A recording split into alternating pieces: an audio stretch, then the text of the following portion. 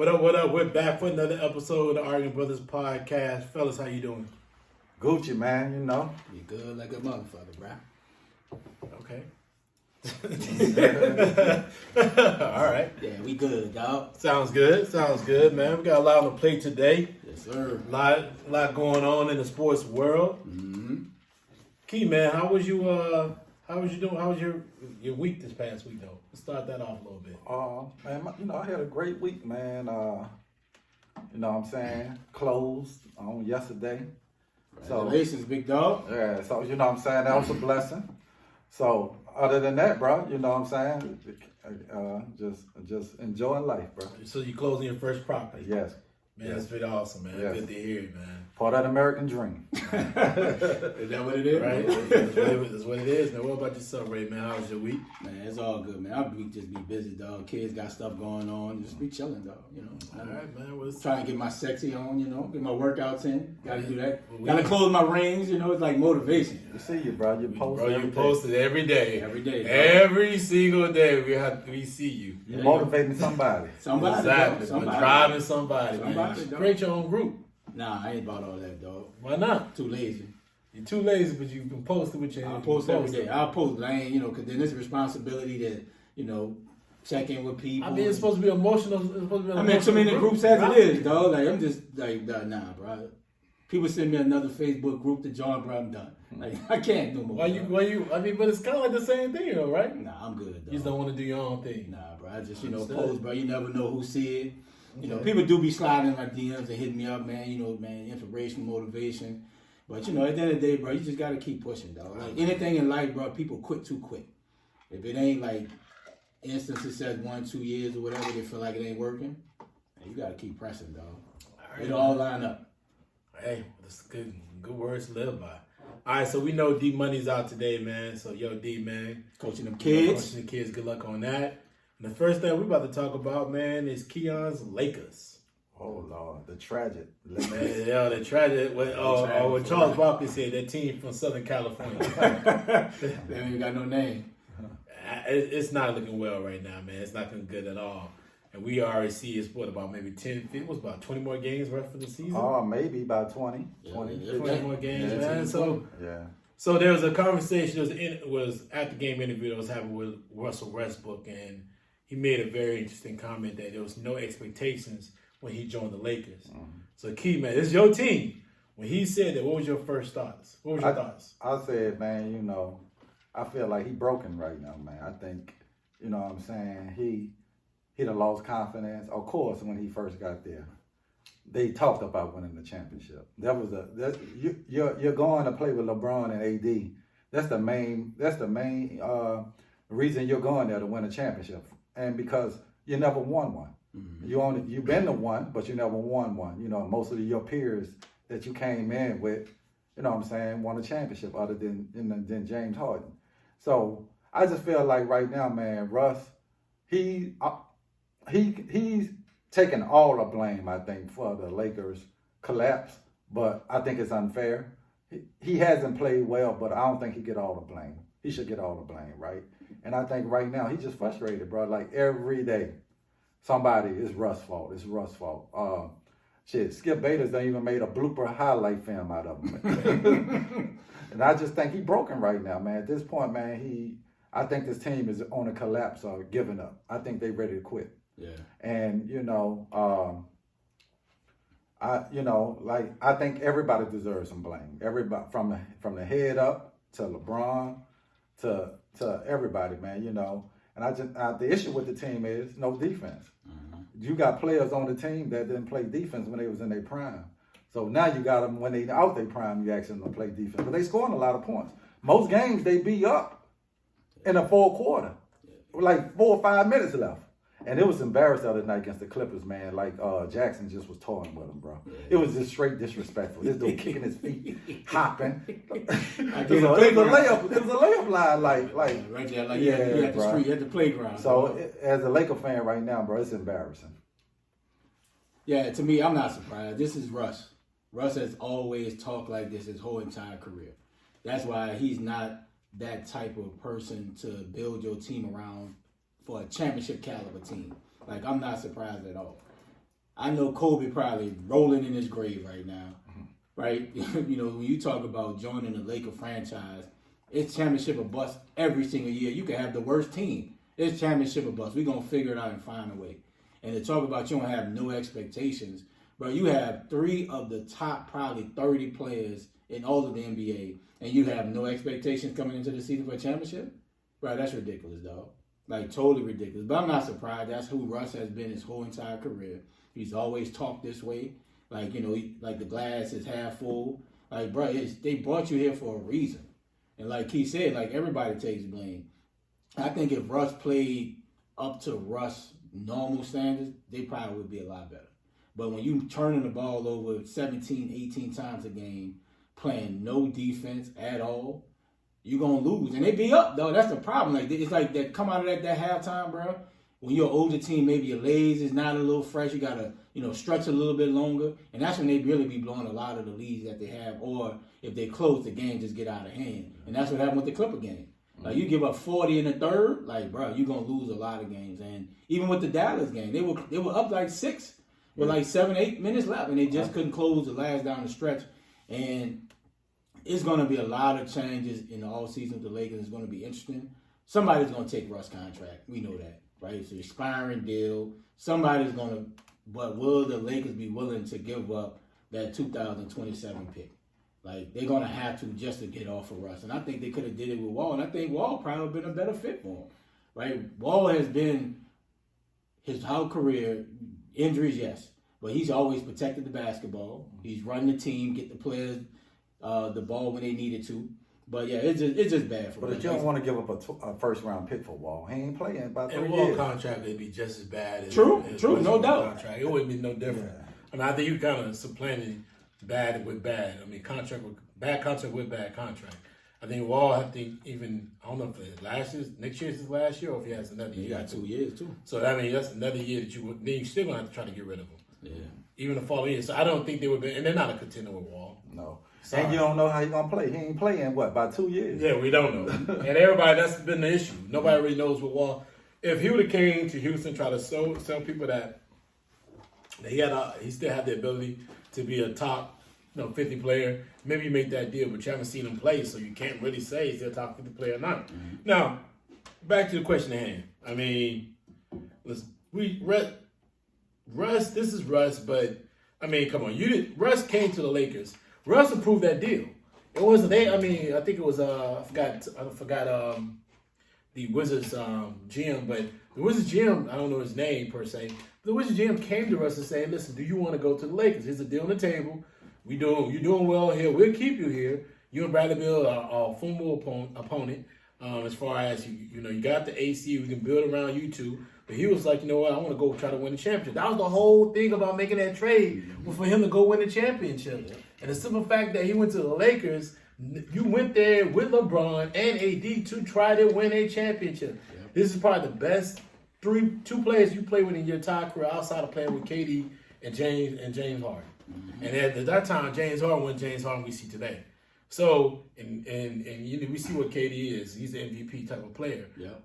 So I don't understand what he's talking about. You did go there thinking that it was championship or bust. Exactly. It was nothing else. Right. Now, when they start building out the roster, you start seeing the older players that they're acquiring. When they picked up Melo, when they picked up some of the other players, Ariza, all these guys that you're severely past their prime, Dwight Howard. I mean, I didn't. Dwight didn't start Dwight Howard last game against the Clippers, and what did he do? Nothing. That's right. Yeah, he done. DeAndre. And they got rid of DeAndre. But I'm saying they picked up. I was like, did you see him last year? Yeah, he was awful too. Like, did you see him with Brooklyn last year? So they were picking up these players that we know weren't at the level to be a contender and championship type of team. So yeah, you may change the frame of mind of it now because of the fact that we see what you have, we see what this has become. Right. I mean, yes, you went there thinking it was a championship situation. Absolutely. And this is going to be probably your last best chance to be on a team that has that opportunity. Right. So stop, bro. And you remember when everybody saying it wasn't going to work, and LeBron was like, All right, y'all keep that same energy. Right, Keep that yeah, same yeah. energy when we get on the floor. Like, but I think LeBron ain't think Russ was gonna be this bad, bro. Yeah. But it's more than it's like I said. It just ain't Russ either though, because entire LeBron out there looking like he chasing Kareem, then playing defense. Yeah, he ain't absolutely. trying to play no defense. And here's the thing, and it's interesting. All the top players, when they see LeBron, they're calling it ISO. Oh yeah, did you see Luka the other night? Luka was like, first of all, Luka backed up. He caught him off. Yes. He backed up and started going back at him. So did Reggie Jackson. Yeah, He caught ISO. yeah. They know that these guys can't stay in front of them. Yeah. And they know LeBron is clearly right now his main object is to get closer to Kareem. Absolutely. Right. And then as teammates, do you want to play hard on defense too? I'm gonna play hard on defense to get you the ball. In other words, but shit, who else gonna be your to score? Nobody else doing that? Yes, with AD there. So I get his point, but he clearly like at this point his main That's the only thing they have left. is try to get. No, they're not making no noise in the playoffs. They 9 times. And that's if they make it. That is The it. Pelicans are on their ass. They not make. They might And be Portland. mad at And the Portland. Yeah. So it's one of those things What it goes where to the top 10 team? Yep, Yes. that's it. Well, so the Pelicans probably automatically make No, as they- a 10 because Pelicans are 10. Portland on their ass. Yeah, Portland on their ass too. Yeah, they might not make it They might not make because it. they got the hardest schedule. They only like one game up on Portland and the other pairs. Yeah, because they lose tonight to. and you remember the Pels just blew him out by 30. Yeah. I don't know what he's talking about. I think when you go through a season like you said, I think just right now Russ at a point where he's broken. Yeah, he's broken. It's just not. It didn't work out the way he thought it would, and he's struggling. I mean, you watch the games he's playing, man. He's struggling to figure out how to be who he used to be Right. in these games. He's lost. He's not aggressive. And when he is aggressive, he's getting to the rim. You know, defenders are either blocking the shot or making it so difficult for him. He can't complete the play. You know, his athleticism kind of waning. So I don't know I don't really know what you can do to fix even next season. And he knows now too. This is his last time playing for Big time deal. a contender or a big time deal. Absolutely. Because if you're a contender, you're not getting in Russ. If you got a chance to win a championship, you're not getting Russ. And I'm not paying you 40 plus mil. Yeah. So. Oh, absolutely not. Yeah, so. Absolutely not. Nobody's gonna pay him. So he knows this really his last opportunity to make big money and win the championship. Facts. I don't see it happening for him. And I think he's gonna be on the roster next season. I think he's gonna end up completing that deal there. Well, Because they can't even disastrous. Because even next season, like who would you even if you try to trade him for somebody, right, anybody better. who gonna trade? Who gonna make that trade? Unless you trade him to the Knicks, somebody gonna make that trade? who just wants some fans to come. Somebody will take a expiring Expiring deal, deal.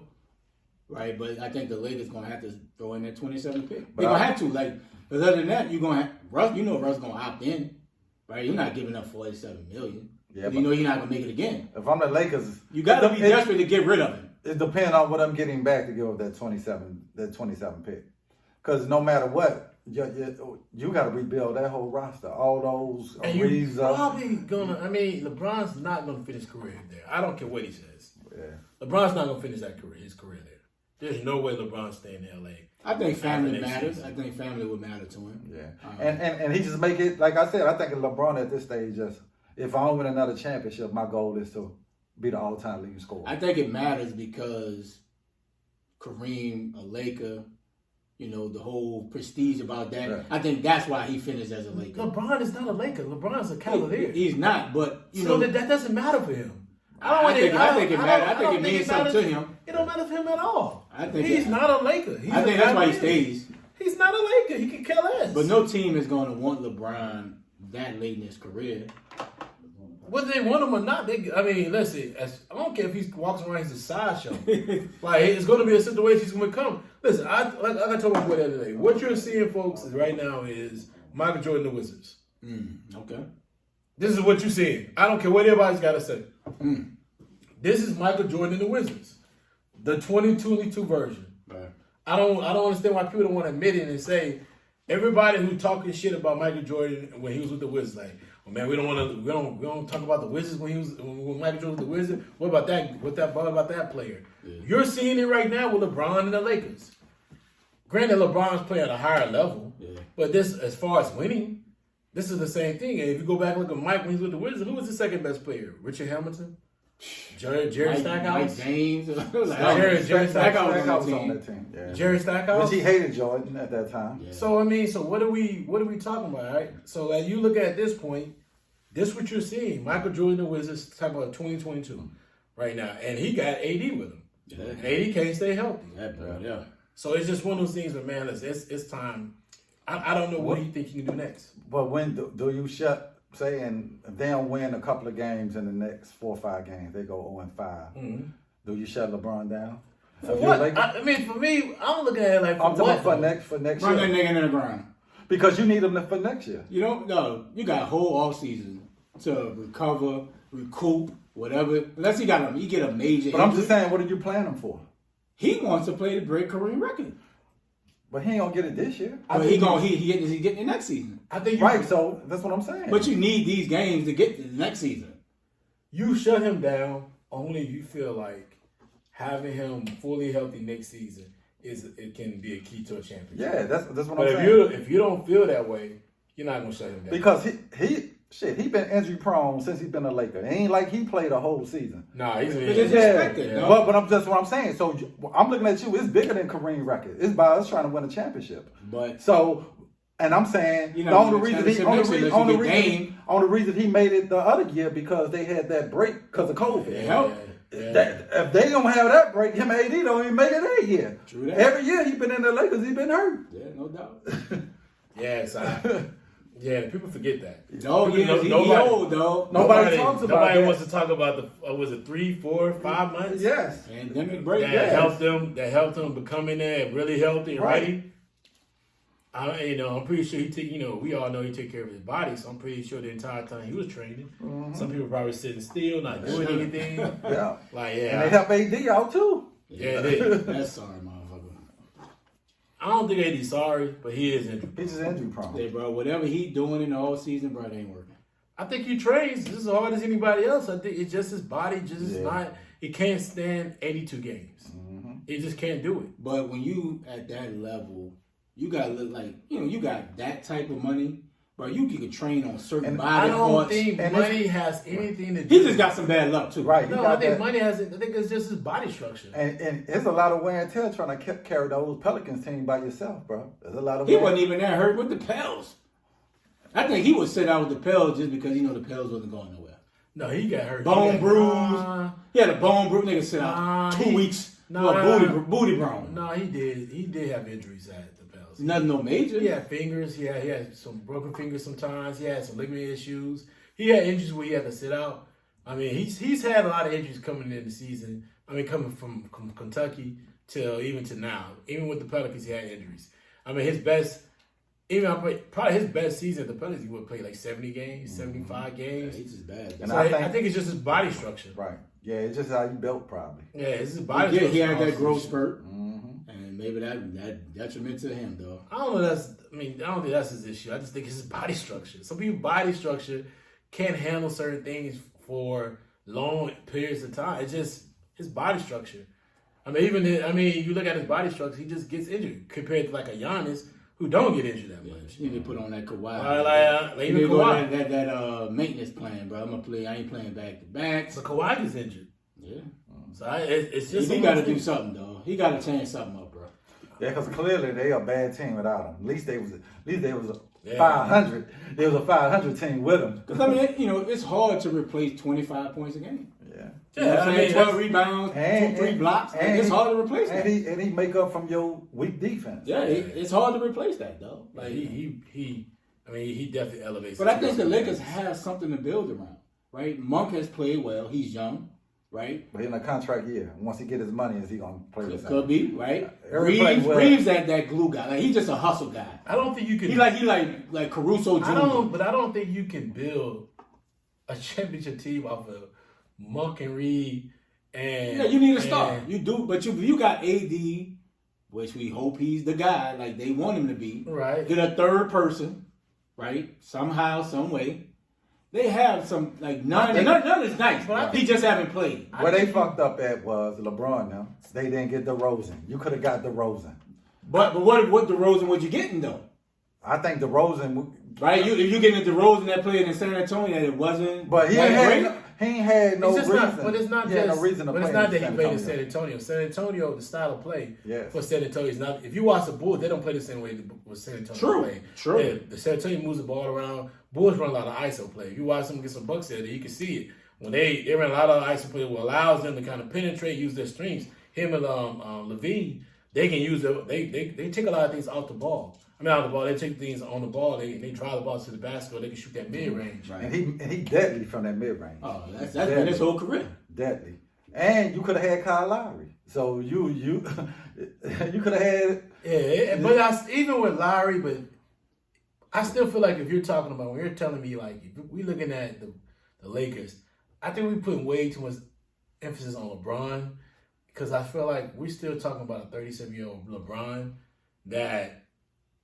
I just don't think he can win a championship anymore for being the lead player. Right. Facts. And that was the key to have Russ and AD to be your best two players, and LeBron just kind of relaxed to the playoffs. Yeah. Yeah, but at times and this is the thing, I don't feel like LeBron takes that logic. He don't take heed to that logic. He doesn't. LeBron's not gonna say I'm gonna be the third best player. No, he wants that scoring time. He still wants to be the best player. player. I don't know if it's even the scoring time. He feel like he can give you 25 a night. But it doesn't. If you give 25 a night, your team stinks. It's empty calories. True. If you're losing to the Clippers, who doesn't have not you have a star player. Yeah, it's empty calories. And you just didn't lose to them. You got swept by the Clippers this season. Yes. And they beat you like 31 out of the last 32 out of the last like 38 times. They beat them. And then when I realized that when the Clippers was up by like 25, it's like 8 minutes left in the game, 6 minutes. Why LeBron still in the game? Yeah, that's crazy. The game over. That's the Lakers, bro. That's the Lakers. All right, man. Let's jump into the MVP race right now, man. Mm-hmm. Ray, give me your thoughts right now. Who's your favorite right now for winning the MVP? This is gonna be a tough one, dog.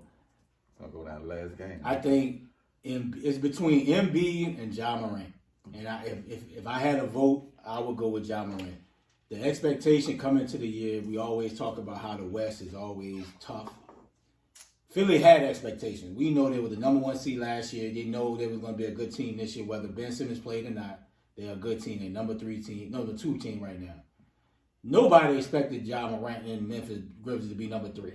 Nobody, right? They were number 8 last year, right? So for me, the splash plays with Ja, the number 3 seed in the West that's, tough, it got to be Ja, though. Like, Ja putting up numbers. He leading his team, bro. He has no other all-star on that team, no other top 75 type player you would think. He just got a gritty team, but he's the guy. Even when they went down, they still won some games. And same with Embiid. I think Embiid is definitely, him and Ja is like 1 and 2 though. But if I had a vote, I'd go with Ja just because the expectation coming to the season, I didn't expect Memphis to be no top 3 seed at all in the West. At all. And me, I think it's a 3-team. It's a three-player race.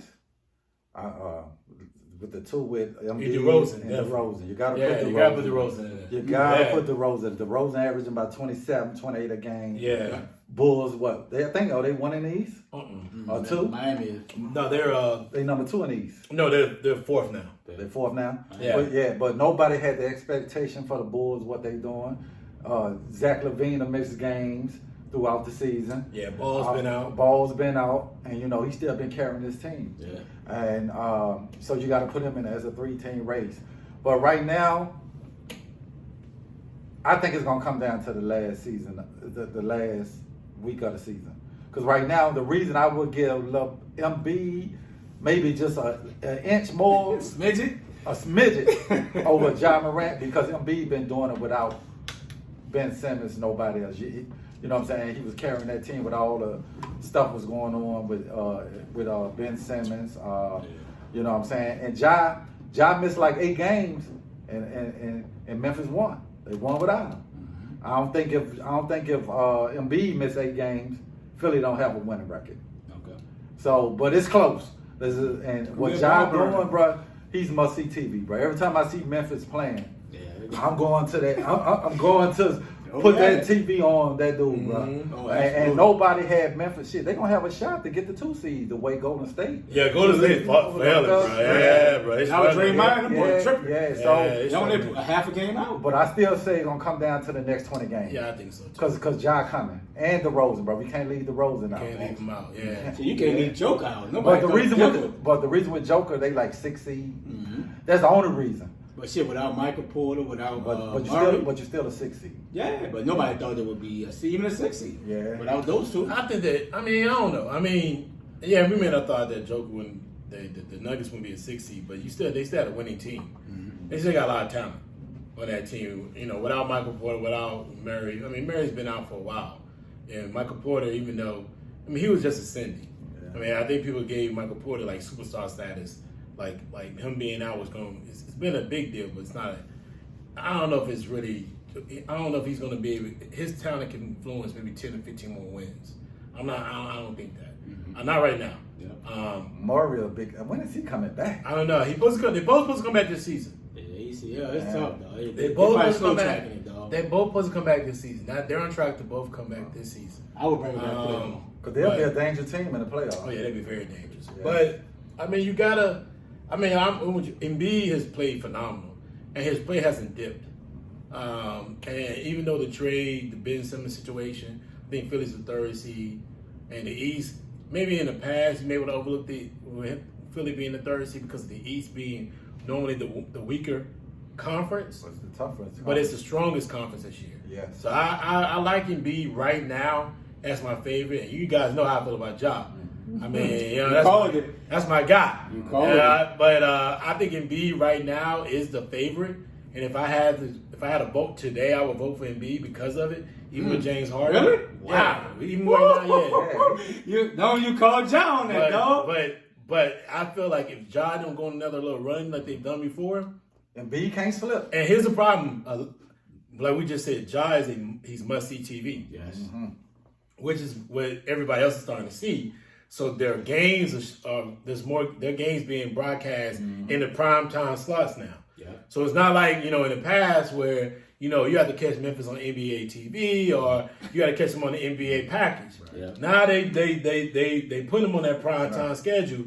And even, they played somebody the other day. What they played San Antonio? Mm-hmm. I don't know if that was on TV. I think it was. Yeah. I think it was on TV. It was on TV. And now, people are starting to show them games and people are starting to see him. And him putting up that 52 made people look at him a little different. Like, oh, man, we got to watch this dude play. Right. You know what I mean? And he making these dunks. He dunking on people.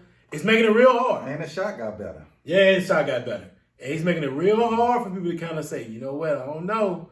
And, even though they played well during the early part of the stretch of the season when he was hurt, you see the way they play with him. Oh, they follow him. It's getting to a point where it's starting to say, all right, he's on the B's heels. Oh, yes, right? It ain't that far. It's like that. Absolutely. He's on his heels. Neck and neck to the finish line, dog. Yeah. And like I said, those spectacular plays with the wins helps. Mm-hmm. Memphis get that 2 seed. If they get that 2 seed, I might get it though. It may make people say, yo. It might get, if he get that 2 seed, I ain't gonna lie, it might make people say, because you was 8 last year, and now you 2. Yeah. Embiid don't have to get the number 1 seed. Yeah, you know what they're beating them about. Yeah, they'll have to get the number 1 seed. And this, since you got James Harden now, you would have to get the number 1 seed. Especially with James Harden. Yeah. And then I wonder if people, if Philly play goes up even further than what it has been now, knowing that James Harden's there, will people say, you know what, they're good with Embiid playing, but now that James Harden, they're even better. So they may take a votes away from Embiid because of James Harden being in the building. Shit, Philly played Miami tonight. That's gonna be an interesting game. Good game. That's gonna be a big game. That's a good primetime game. This really their first test since the trade. Yeah. But I say flex all the Lakers game and give them to Ja Morant. Put Memphis on. Take all the Lakers put somebody else on TV. Put Ja Morant on and stays on the Lakers. I'm gonna see what, because he's doing this without Dylan Brooks. I want to see what they look like with Dylan Brooks coming back. Dylan dog on that defense. And then I'm looking forward to see what they do next season. Because they're going to have expectations. Yeah, because expectations. Hopefully they drive well. You know what I mean? And they have an opportunity. I think there's an opportunity for them to pick up some picks if the team finish well. So, it's gonna be interesting how the Grizzlies move forward because they ain't spending a lot of big money. Yeah, I don't think nobody want to come to Memphis from a star standpoint. They may want to come play with him. Come play with Ja now. Yeah. They know he can get the ball, either way he plays, know they're gonna win. You never know, man. In the past, they had to make a lot of trades. And they got people like Zebo. They got people like Paul Gasol there. They got Marc Gasol to get there. But they drafted well, bro. They drafted well throughout the years. Jackson. Well, shit, because Boscona was there, right? At what time? Jerry West was there. Yeah, he was there. Yeah, he was there. They drafted well. They still got Dylan Brooks, Jaren Jackson. Yeah. You got Bain. Seems like he nice. And they got some nice pieces to build around, though. I just don't understand wherever Jerry West go, bro. He just the it, bro. He got that magic dust, dog. He got that. Yeah. He brings in the right free agents. He makes the right trades. He the one got Zubac to come here. And Zubac dominated them boys yesterday. He's the smartest man in the room. Like the Clippers, bro. We got to get Ty Lue his flowers, too. Oh, yeah, he's ball. He's coaching. I know he's coaching his ass off. now. He's coaching his ass off. Thanks. All right, man. Let's get to the next topic right here, man. Like, there's been a conversation. The Brooklyn Nets right now 32-32, and I think they're at like the 8th or 9th seed. And it's been a conversation that the reason why James left or wanted to leave, or it's an issue that he had with just overall with the Nets, was because if they end up playing the play-in game with Toronto, Kyrie won't be able to play. Key, man, give me your thoughts. If they end up playing that play-in against Toronto, one game on the line, they got an opportunity to go home. And here's the thing: if it's in Toronto, Kyrie has to take the vaccination to be able to play because Toronto's not letting any players play without the vaccination. Well, we already know he's not taking the vaccine. So should he take it if they want to try to win this game? We can say he should take it. He ain't taking it. If he was gonna take it, he'd have took it now. He ain't gonna wait all this time to take it. You know what I'm saying? So yeah, Brooklyn this season, bro, is and I ain't mad at James Harden. You come there thinking this is what it's gonna be, right? And if you KD now, I know he probably won't say it, but bro, I know he looking at it, bro. I left Golden State to come play with you, Kyrie, in Brooklyn. You know what I'm saying? Where I know Steph and them gonna do whatever it takes to win the championship. Yeah. And he probably won't never admit this public, but I bet he done had some conversations with his family or friends like, this some bullshit. Yeah. And then you got Ben Simmons. I don't know what to say about this cat, bro. How you got a back injury? You ain't played since you fucking passed up a layup. They brought New York Bears ain't good. Yeah, I was like. Yeah, that makes sense. Yeah, because I was watching KD when they was playing Miami the other night. He was playing by himself. He was by himself, bro. He went out the game. They was up by 15, and he just on the bench shaking his head, and you got fucking Ben Simmons clapping on the sideline, trying to be a cheerleader. So everybody said you would have gave Brooklyn the edge of winning that deal, but I don't know, bro, because you got two cats that you don't know what you're gonna get from them. Yeah. With Ben Simmons and Kyrie, bro. Yeah. Basketball is not a priority, bro. Right. And I saw that with Ben Simmons. I hate to say it when he was at LSU, bro. How you don't even get that team into the dance with that talent he had? Yeah, he quit on it, boy. You know what I'm saying? So you doing all this not to go play in Philly on March 10th? Yeah. But say you got he definitely he could be back now. He's not gonna play that game. And he's doing that. Mark my word, after March 10th he come back. But then after that you got a chemistry same as last year. Same as last year. March 10th is too late because you only got like a week left for games. Yeah. Yeah. And they can go home in Toronto because Toronto is a scrappy team, bro. Yeah. And now you can put on KD because you really only got one score if you don't have Kyrie there. Yeah. You know what I'm saying? You double team. KD get the ball out of his hand and make the other people beat you. And that's in trouble, bro. Yeah, they're in trouble. They're in a huge trouble. Yeah. So if James felt to be traded because Kyrie with the Toronto situation, man, James tripping. But if you can't win, I think that's maybe just one of his issues. Right. So if it's an issue, bro, if you can't win with you and KD against Toronto, bro, you need to be out of here, dog. You ain't the star that we think you are, bro. You ain't the star. You don't need Kyrie when you got two of the greatest scorers of the basketball of all time, because you don't have Kyrie. You talking about you can't win against Toronto in a series?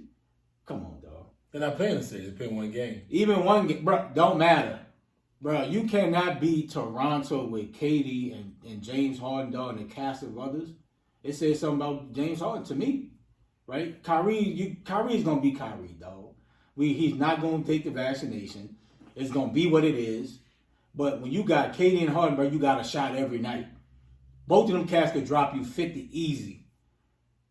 Man, it looks bad on Harden more than Kyrie at the end of the day for me. If that's one of the reasons he had an issue about wanting to be traded because of if they got to play Toronto in the play-in and you might go home, I'll look bad on you, dog. But I mean, I look at it like this. I mean, imagine if they play at home. They still, the way his mandate set up right now, he won't be able to play. True. And Brooklyn bench is not strong at all. So not at all. So if you're James Harden, it seems like you're gonna come down to a position where it's gonna be something similar to last season, where he's got. I mean, imagine when you know we're going through that. They lost 11 games in a row. Yeah, they lost. And I think at that point he was pushing himself then. There was a and his whole frame of mind coming to Brooklyn was not to be in a role where I got to push myself and be the offensive juggernaut that I was in Houston.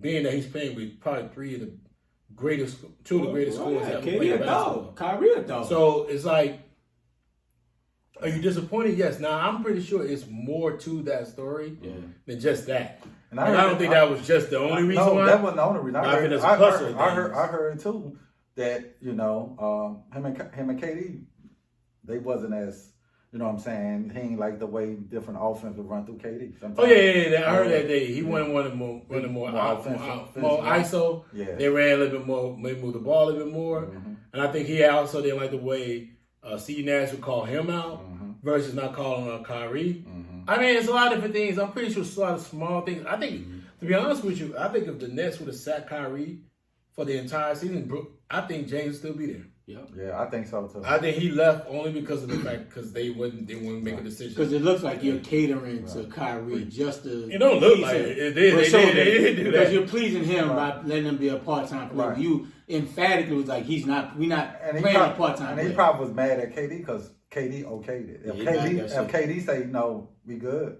Yeah. Right. Yep. I think that would have been different. Mm-hmm. No doubt. Right. So.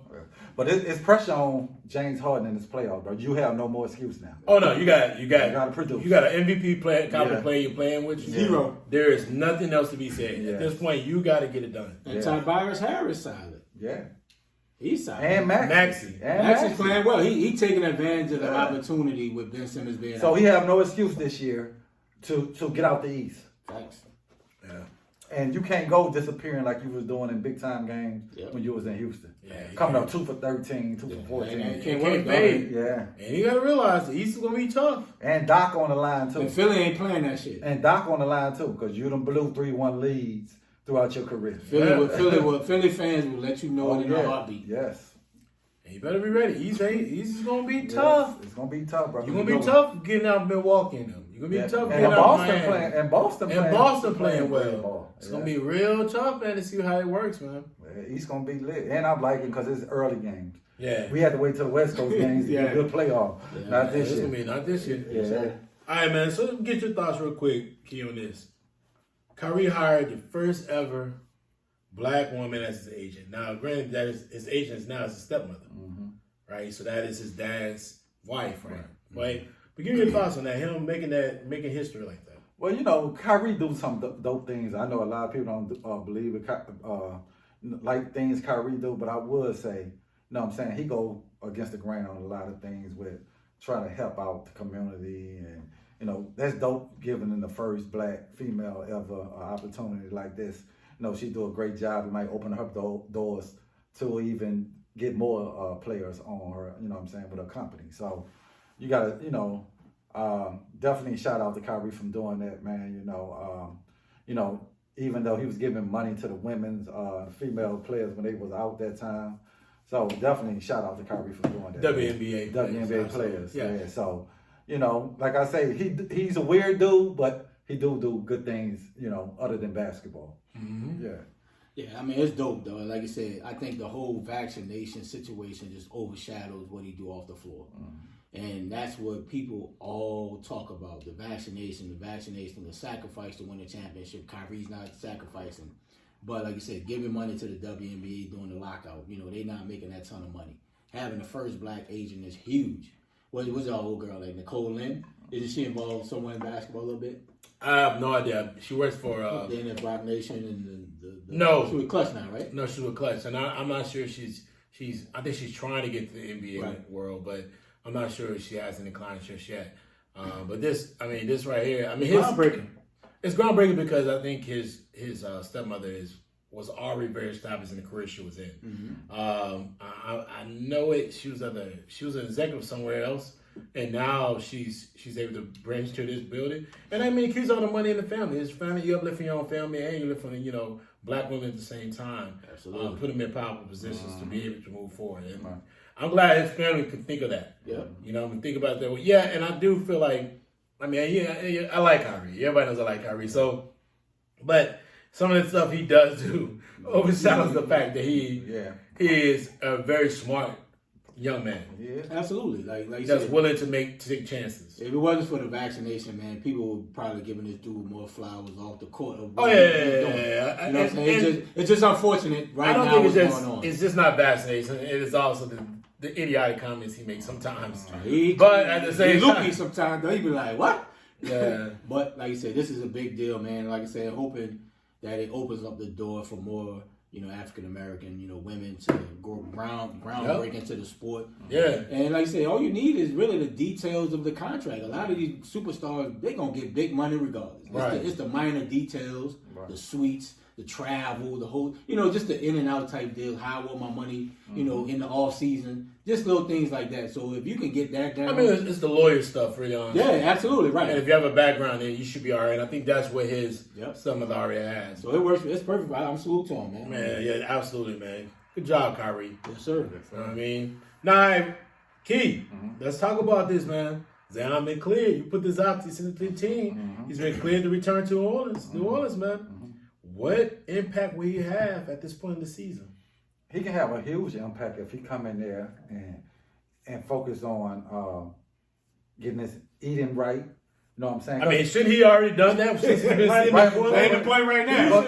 But I'm saying, eating right ain't gonna help him. I'm saying you're back in New Orleans now. So you was out in Portland, but now it's temptation. He better not be temptation right now. But I'm just saying, and he got a lot to prove because everybody talking about you, bro.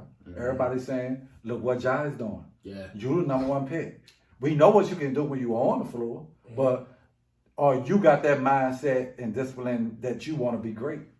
Or you want to be like a tractor trailer or somebody like that. Sean Kemp, somebody eat their way out the league. Because we all know once you're on the floor, you must see TV too. Yeah. Right. You know what I'm saying? And right now, the Pelicans are doing everything. I like the moves they have made in the trade. Because you can have your own nice, going to the future, big three. With McCollum, Ingram, and you. You the missing piece. Yeah. And you got opportunity to make the playoff. Let me ask you a quick question to follow really quickly. Do you think he's going to buy in? Can this help him buy in being in New Orleans? Because I feel like that's the thing, the difference between him and Ja. Right. Ja wants to be in Memphis. Right. He wants to make Memphis a place people want to play at. He wants to win in Memphis. He wants to be there.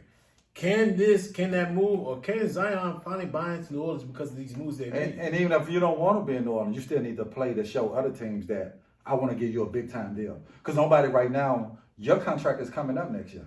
How many teams won't give you over 100 million, 200 million? Right. So right now, you won't get that much on the next deal, will he? Yeah, he's gonna get at least 150. Yes. Right. He's gonna be restricted if they don't give him a contract this year. So he's going to the fourth year. So you showing somebody gonna give him money. You playing for other teams right now to say, you know what I'm saying, I'm back. So even if you're not even playing for New Orleans, you're playing for your reputation and your career going forward. Yeah. But he got, it's on you right now. The Pelicans, I love the moves they made, and it's time for him to step up, bro, and show us, you know what I'm saying, that you are a top 50 player in the league. Because, early when you was a rookie, they probably had you in the top 25. Oh, yeah, it was knowing that boy. Yeah, so, you know what I'm saying, it's pressure. It's pressure. Yeah, I hope he dumbed down that play. You got 20 games left. You haven't played all year. If you could come in and give him 17 and 10, be that complimentary, let B.I. and CJ, carry the load, they're going to be a problem in the playoffs, bro. You got Graham coming off the bench. You got Valanciunas giving you a double-double. These are young cats just scrappy. They could be a problem in for them top 3 seeds, bro. If they can get that 6-7 seed coming out of the play-in, they can be real scrappy, dog. But for Zion, bro, like I said, how bad you want it? Bro, like how bad, no matter where you playing, bro, like how bad do you want it? Like, bro, your efforts off the court shows you not really focused on your career. And it's not going to last long in the NBA, bro. You can't be 300 pounds trying to talk about, and your whole game is athleticism. It ain't like you wet behind the 3. You ain't no jumper, no mid-range. Your game is explosiveness getting to the rim. Like Charles Barkley said, you can't play basketball fat. Fact, bro. No, they're going to expose you. Yes. They're going to expose you, bro. Your knees going to have a problem. Yeah.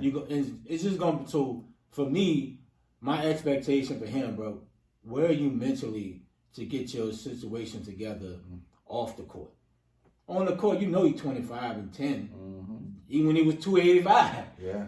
But can he focus off the court, bro, and really lock in and say, let's make a run, do what we can do.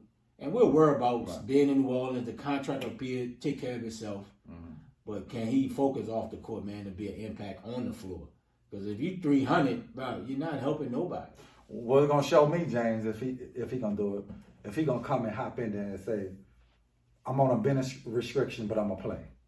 Not take this season off. You cannot take this season off. They in the thick of things, though. You gotta play. Even if you're playing 20 minutes a game. Yeah. You gotta come out there and show something. Hell, the majority of his career he's been on minute restriction. That's what it seems. Like, from first year to now. So is he gonna buy in to being in New Orleans, man? That's really what it's all about. Like, I have this conversation with people all the time where it's not about, and this is just in life. When you move to a new city, if you're thinking about the past stuff, you're never going to buy into what's around you, the current situation. Right. You can't see the beauty of where you at. Right. And it's like I'm seeing these things, I'm hearing them, but I'm really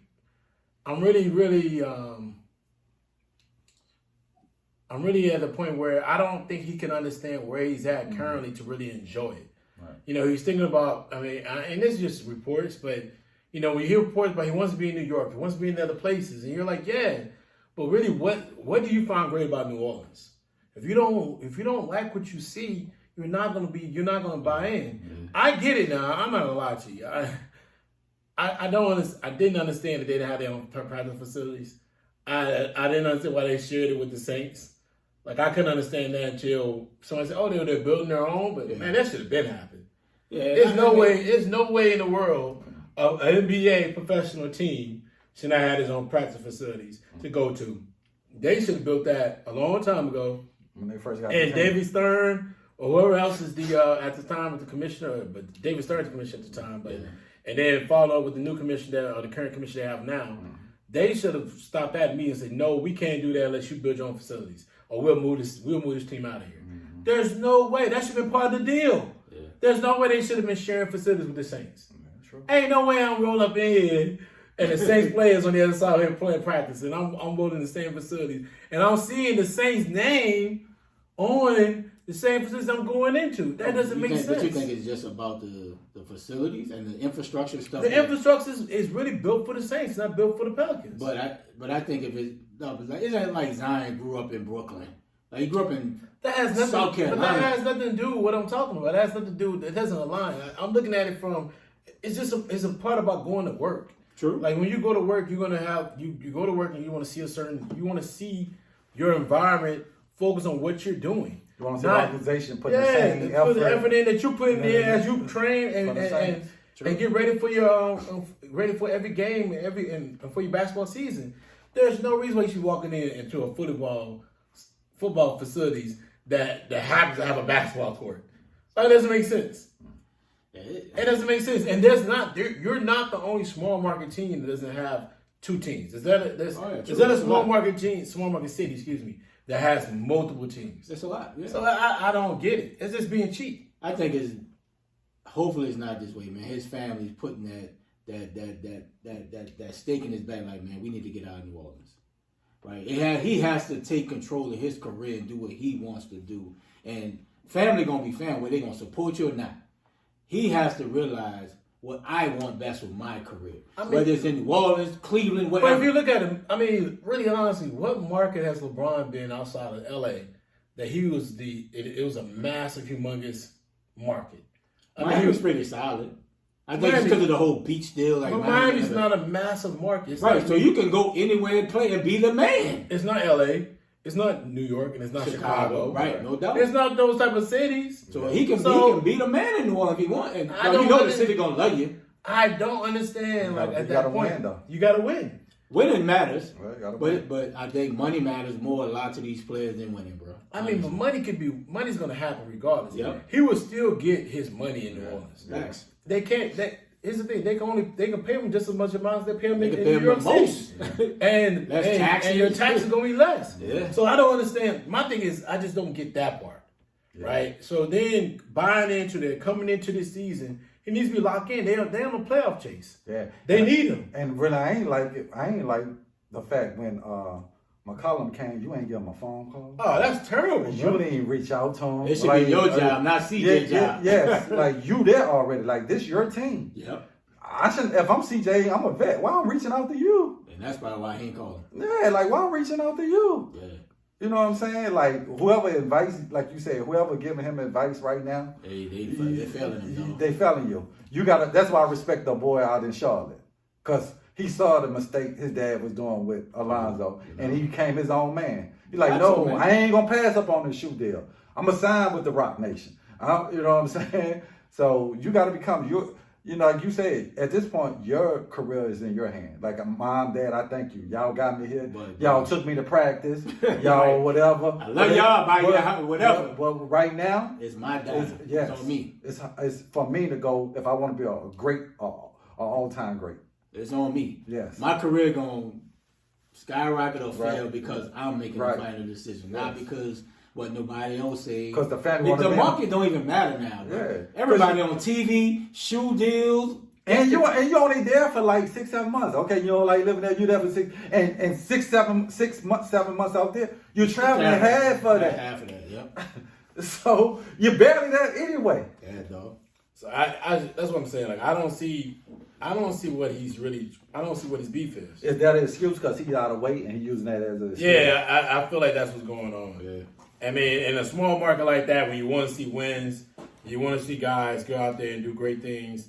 I mean, he needs to understand, like, dude, if you go out there and win, they're gonna love you. Facts. And if you don't win, they're gonna get on you. That's just how it is. That's called expectations. And the expectations gonna be great if you go to New York. Oh, it's gonna be worse. And it's not like New York. You got 70 newspapers. And it's not like New York is like winning. Like they had that one season last year, but overall, the last 4 or 5 years they've been just as awful. Yeah, dog. So like, what is it? At least you kind of can hide because the Pelicans not doing well. Yep. But when in New York, you can't hide. The Knicks is it. Yeah.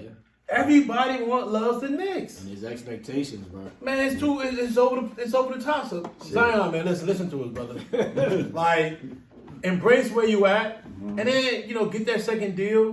Go out there and ball, and then if you feel like at this point that you can't maximize your potential in New Orleans, move on. Bro. Move on. You don't have to force yourself out like AD. Move on. AD, turn around and sign that second contract. Because I'll take Julius Randle for you in a couple of players. And Randle was there before. Yeah, he was there. Yeah. So it just, man, come on, man. Let's get to the next one. We get on. Let's get into some NFL news. Have a little NFL discussion real quick, man. So they've been going on with the Packers and Aaron Rodgers. Man, it's been a crazy conversation, crazy thing going on, transaction going between both parties. And last night, it came out yesterday, I think, definitely yesterday, that Aaron Rodgers is very 50-50 on what he wants to do. If he wants to stay in Green Bay, or if he wants to leave and go to a new team. So, apparently the decision is supposed to happen pretty soon. Ray, man, give me your thoughts, man. Should Green Bay keep trying to get Aaron Rodgers to stay there and make him the highest paid player in the NFL? Or should at this point say, we're going to move on? Move on. You can't make Aaron Rodgers the highest paid player in the league and you flopped the last 3 out of 4 years and you had number 1 seed. Clearly, Aaron Rodgers is not the Aaron Rodgers of old. He's not that guy to carry you to a championship by himself. So you can't make it, because if you do, you're losing Devontae Adams, right? And that's his most It's his best player. And Green Bay have showed over the last couple of years, they've spent money in the offseason on free agents where in the past they hadn't. Right? They was like, all right, we're going to build through the draft. What we have. So they've spent money to address what Rodgers wants for his weapons. Dog, you're the number one seed 3 out of the last 4 years. And the reason why you lose is because of Aaron Rodgers. Right? Like, you're Aaron Rodgers. Like, the expectation is you to get you over the hump. Especially when you're playing at home in the NFC Championship game or the second round of the playoffs. It's on you. So if I'm the Green Bay Packers, best time. Like Bill Belichick always used to say, I'd rather move on 1 year early than 1 year too late. And Aaron Rodgers is not that guy no more. So if I'm Green Bay, man, I'm moving on. It's the Jordan Love era, and we just gonna roll the dice. And it ain't like the NFC North is that great. Chicago bad, Detroit bad, Minnesota so up and down. Bruh, it's time for the Jordan Love era, bruh. Get what you can get from the picks you're gonna get from trading Aaron Rodgers. Time to move on. Hold on for 1 second. You do realize Aaron Rodgers won MVP, right? Don't matter. It ain't equaling the expectation of championship, but it don't equate.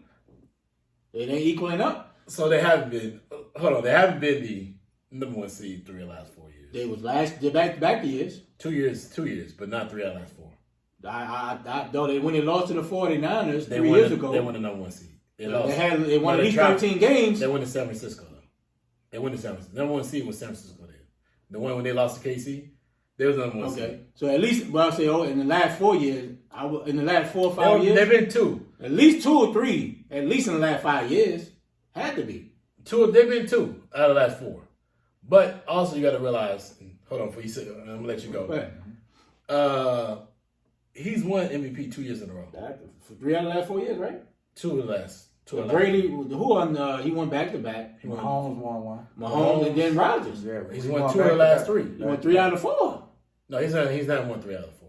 I believe it's 3 He's out of 4. won 4 MVPs. Right. But he hasn't won 3 out of the last 4. But he won MVPs. He's 4-time MVP. Yes. He won it. I can't keep 3 out of 4, dog. He won it last year, and he won it the year before. Mahomes won in between 2 back-to-backs. And then the year before, I think he won that thing, dog. I don't think he's won 3 of the last 4. Okay. But at the end of the day, you're saying he's done. I ain't saying he's done. I think he's done in Green Bay. Okay. Because how many times you going to keep getting the number one seed and you not capitalizing? Right? You building your team around Aaron Rodgers. Same thing what the Saints did. Like, when you keep building around these great players and you not getting over the hump, when are you going to continue? Your team eventually going to get bad. And now if you pay him highest paid, what are you going to do with Devontae? Right? He wants a big time thing. He earned it. I know you mean franchising, but you're going to lose a lot of players on your team. So if I'm Green Bay, like, you got to, like, do we want to stay relevant and build? Or, honestly, bro, Aaron Rodgers is not the kind of cat that's going to get you over the hump. To me, I understand you want a contract, but saying you want to be the highest paid quarterback is ridiculous. No, I don't, and I don't think he stated this, and I don't think it's highest paid quarterback, highest paid player. That's ridiculous. Yeah, that's ridiculous. We're talking about that's even worse. Ridiculous. That's even worse. At this point, like, are you trying to win a championship? Because we done brought you everything you wanted. You wanted to go get Cobb, we went and got you that. Yeah. We got you running back, we got you deep. And when you get in the playoffs, you're only putting up 12, 13 points. And arguably coming in next year, you can make a case if he even going to be a top 5 quarterback. Thanks. You know what I'm saying? You can name 5 quarterbacks that may be better than him next year. Mm-hmm. You know what I'm saying? Allen, Mahomes. You can't say Joe Burrow. Are we talking reality? Are we talking? Well, I'm talking about getting it done. I'm talking about getting it done in a playoff. But we also thought that. I mean, listen. I know everybody thinks this about Mahomes, but outside of the one time that he went to the Super Bowl, what has Mahomes done? But he'd have been to the NFC Championship games. So has consecutive years. Yes. So has no. Hold on. Was Rodgers not at the NFC Championship game last year? Yeah. But I'm saying. So like, what are we talking about? But I'm talking about. But since Mahomes been a starting quarterback, he's been at Super Bowl and NFC Championship games. No, Mahomes has been in an AFC Championship game. Right. and he's also lost. He has, but he's been to 2 Super Bowls though. Aaron Rodgers ain't been to a Super Bowl in over a decade. But what's on his record? What's on his resume? He's 1-1. No, what's on his resume? 1 championship. Right. Whether you want to say he's been there, I mean, Jim Kelly went there 4 times. Yeah, but Aaron Rodgers. What's on his record? But Aaron Rodgers. His resume says 0. But he ain't been playing. Aaron Rodgers been playing the league now down there almost 18, 19 years. He's been there. I think he's been like 15 years. 15 years, and like 16 years, and you haven't been back to the Super Bowl. Yeah. I mean, bro, it's hard to get there, right? Right. As Drew Brees. Yeah, it's hard. It's hard. It is hard, though. Drew Brees only been there once. Right. He's only there one time. I felt, and you're right, but Drew Brees got robbed out one Super Bowl. I don't want to hear about him getting robbed. He's only been there one time. And I agree with you, but it's just like racing. And we give you the highest paid player in the league. What they do for our team? It ain't like you carrying us to a Super Bowl. You know what I'm saying? Right. Yeah, number 1 seed. Yeah, you're number 1 seed. Like, and the quarterbacks you done lost to wasn't that great. Mm-hmm. And you know what I'm saying? And you've been in Green Bay with those games you lost. Mm-hmm. So, do you want a new contract? I get it, but to be the highest, because like you said, if I'm if I'm the receiver name? Vontae, I'm looking at it like, well, damn, you don't give a fuck about either guy. Yeah, if I'm Devontae, I'm like, so what, fuck.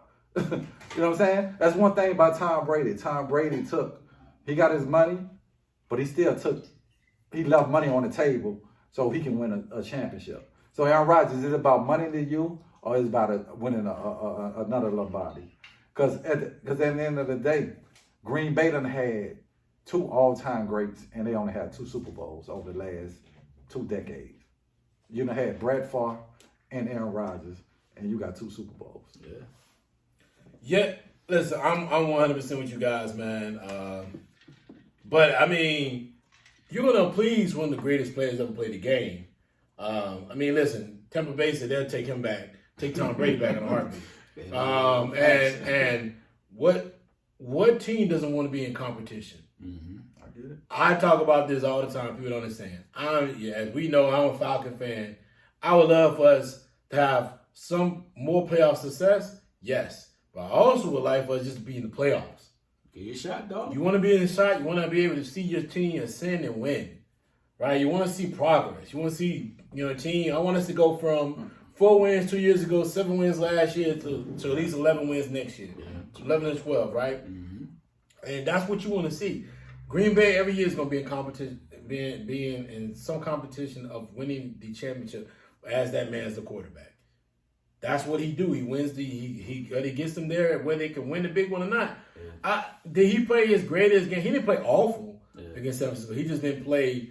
He didn't play at championship level. Yeah, that first drive. Now I think one thing that I have to say with him about that, I will say this: when you look at him outside that one run he had, and I remember that because he ate us alive in the semifinals. We don't remember. I remember when he came to Atlanta. We were the number 1 seed. And we were up 20, it was 28-24, and we threw a pick, made it 35-24, going to halftime, and then he came out there and he was blitzing us ever since. I remember when Copeland supposed to sack him and didn't, he spent around, scored a touchdown. And everybody, that was the evolution of the mobile quarterback and throw and run, right? Yeah. But you look at him, if you look at some of his losses he's had, and whether it's in the NFC Championship game, they have been pretty bad. Mm-hmm. I mean, we're just talking about last year with Tom Brady and porn star Jimmy. But when you think about, Matt Ryan ate them alive. Mm-hmm. He ate them alive like 4 or 5 years ago, 6 years ago. And overall, he's not had the success that you would think he should have. But some of that stuff hasn't been his issue. Some of that stuff has been on the fact that his defense is not always the greatest. And when his defense is good, the offense is not as spectacular in certain levels. So, man, but listen, you're gonna bring that guy back because he gives them the best chance to win. Mm-hmm. Period. Okay. Whether you like the quarterback, first of all, you may want to think about getting rid of the quarterback. Oof. You may want to think about getting rid of Jordan Clark. Or was it Clark? Jordan Clark? No. Jordan Love. You may want to think about trading him. Why? You need, first of all, whether you keep him, Jordan Love is not it. We saw it. He isn't it. Okay. Trade him to Tampa Bay, trade him somewhere else, and give him an opportunity to start fresh. Mm-hmm. Pittsburgh maybe, somewhere. Give that guy some chance to start fresh. He's not it. Okay. Right? And let somebody else see what they can do with Jordan Love. So, I mean, if you do that and Aaron Rodgers in the next couple of years retire, you got nothing. You had nothing for a while before you had Brett Favre. You were very fortunate because people keep forgetting Brett Favre's career did not start in Green Bay. Yeah, Atlanta. It started in Atlanta. Yeah. And they made a trade. So let's not act like Brett Favre started there and that's what made them. It was a fantastic moving forward. So I look at it like, man, listen, you may want to think about trading him and moving on. Okay. Jordan Love is not it. Move on for him. Maybe bring in some other pieces. Get a little younger. You got some young DBs. Yeah, they got you got talent. some young players out talent, there. dog. And you're going to have a salary cap issue. They stacked in the secondary. So you're going to have to think about that moving forward. Right? They're going to lose some linebackers. Smith. Yeah. The Smith boys. Mm-hmm. They're going to lose some players, but they're going to have to figure it out. And you sign your boy back, you sign Aaron Rodgers back for another year, maybe two. Year to year. Let him move on after that. Yeah. And then you move on overall. But Jordan Love's not it. You gave him a chance against KC. Do y'all see what he look like? It's gonna be interesting. Defense played well, he played awful. I wouldn't be a fan of Green Bay. So, I'd be nervous right now, dog. I don't know what's gonna happen. Move forward. All right, man. Let's jump to the next topic though. Let's do it. Let's I talk got about a topic too whenever I can fit it in. Is the NFL? Mm-mm. What do you want to talk about? Lacrosse? No, it's not lacrosse. Actually, Azeman, she brought it up a couple of weeks ago. Y'all heard about the transgender who's competing in the swimming against the regular women. Okay, we'll bring that at the end as fair fight. Yeah. We'll put that at the end of fair fight. Let's So do we'll it. bring that in fair fight. Let's All do right, let's talk a little bit about what's going on with the Colts and Carson Weltz, man. They want to trade him. They want to get rid of him. They want to move on with no succession plan. Ray, let me start you start this off. Hey, man, what should the Colts do with Carson Weltz? Keep him. He didn't play that bad, right? Like your expectation, you have to build around and run around Jonathan Taylor, play defense, and it shows that you can win a Super Bowl by playing defense, running the football, and make timely passes. And Wentz has shown he can make the throws, and he showed this year he limited turnovers. It's just the expectation. Maybe they thought they were better than what they was gonna be, and Tennessee won the division. But Wentz is solid, though. Like Frank Wright. It's a good situation for him. And if I'm the coach, I think they will be remiss to move on from Carson. He played well for them. And it just happened that Jonathan Taylor had an all-world year. But he's something you can build around. His thing was turning over and being healthy, and he was that this year. He limited the turnover, and he was very healthy this year. So I wouldn't trade him if I'm the coach. If I'm the coach, I think I'm trying to get rid of him, bro. He just ain't that dude. Not to win a champion, because the Colts got everything. They got one of the best O-lines, best defense, one of the best running backs in the game. If I'm the coach, I'm going out for see if I can trade you away for Deshaun Jackson. Deshaun Jackson? Deshaun, Watson. Okay. Aaron Rodgers, Russell. Like if I'm them, I'm looking at one of those type of quarterbacks. Because Colts got everything. We got receivers. And Wentz just, bro, he's just not that dude. And if I can get rid of him, because that's the only thing holding the Colts back. Yeah. He up and down. He's just no consistency with him. So if I can, like I said, I can get rid of like me, Deshaun Watson, A-Rod, I would take Jimmy G over fucking Wentz, bro. Jimmy G can't stay healthy, though. But he can't, Wentz, he just throw too many bad turnovers. You do have him like scratching your head. Yeah, bro, what are you looking at? Yeah, you got all the talent, big arm, but he don't play winning football. Okay. They didn't even make the playoff this year. Yeah. How you don't make the playoff with that team? Yeah. Mm-hmm. I agree, bro. Like, I don't know what you're gonna do with him though, because he's so affordable in the modern NFL. Ain't like cheap. And he's even though he's not dynamic, it's the first year in that offense. He had COVID early in the season. He had COVID during the season. He had injuries early in the season that probably didn't reduce his practice time. He had COVID during the season. I feel like for him, the way he plays, man, I feel like he can be because he's so affordable and because they do everything based off the running game, maybe you give him a couple more playmakers. I mean, all they had was Hilliard last year, maybe another receiver. But if you can give him maybe another playmaker, another tight end, somebody like that, he loves a tight end, right? Pause. Yeah, they have nobody besides Pittman. I feel like Pittman. Pascal, that's it. Like Pascal, Pittman, T.Y. played off and on during the season because of the injuries. That's it. I feel like if you give him a couple more plays, maybe draft somebody, maybe draft a kid out of Ohio State, Oak Cleave, who seems to look like a burner, ran like a 4.3, 240. The kid from Baylor who also seems to be somebody that can get up and down the field. Maybe draft. Maybe because you have some time, maybe get Williams, the kid from Bama, who seems to be a burner as well. Yeah, he'll be an interesting pick coming off the ACL. Well, because ACL is so common. Yeah, that's like a sprained ankle now. It's not as major. Yeah. And then you look at the tape, you're gonna look at the speed that he plays with. Will he go first round? I think he's going first round. I think he's gonna be 5 receivers in the first round. Okay. I know we need to get one. I know we need to get one. I mean, you look at the receivers now; they're running like the kid from Baylor was 6'3". They said it was his unofficial was 4.21. Yeah, dog. He's 6'3". He was running every stride he was running was probably 3 yards a stride. Them boys smoking, dog. 3 yards a stride.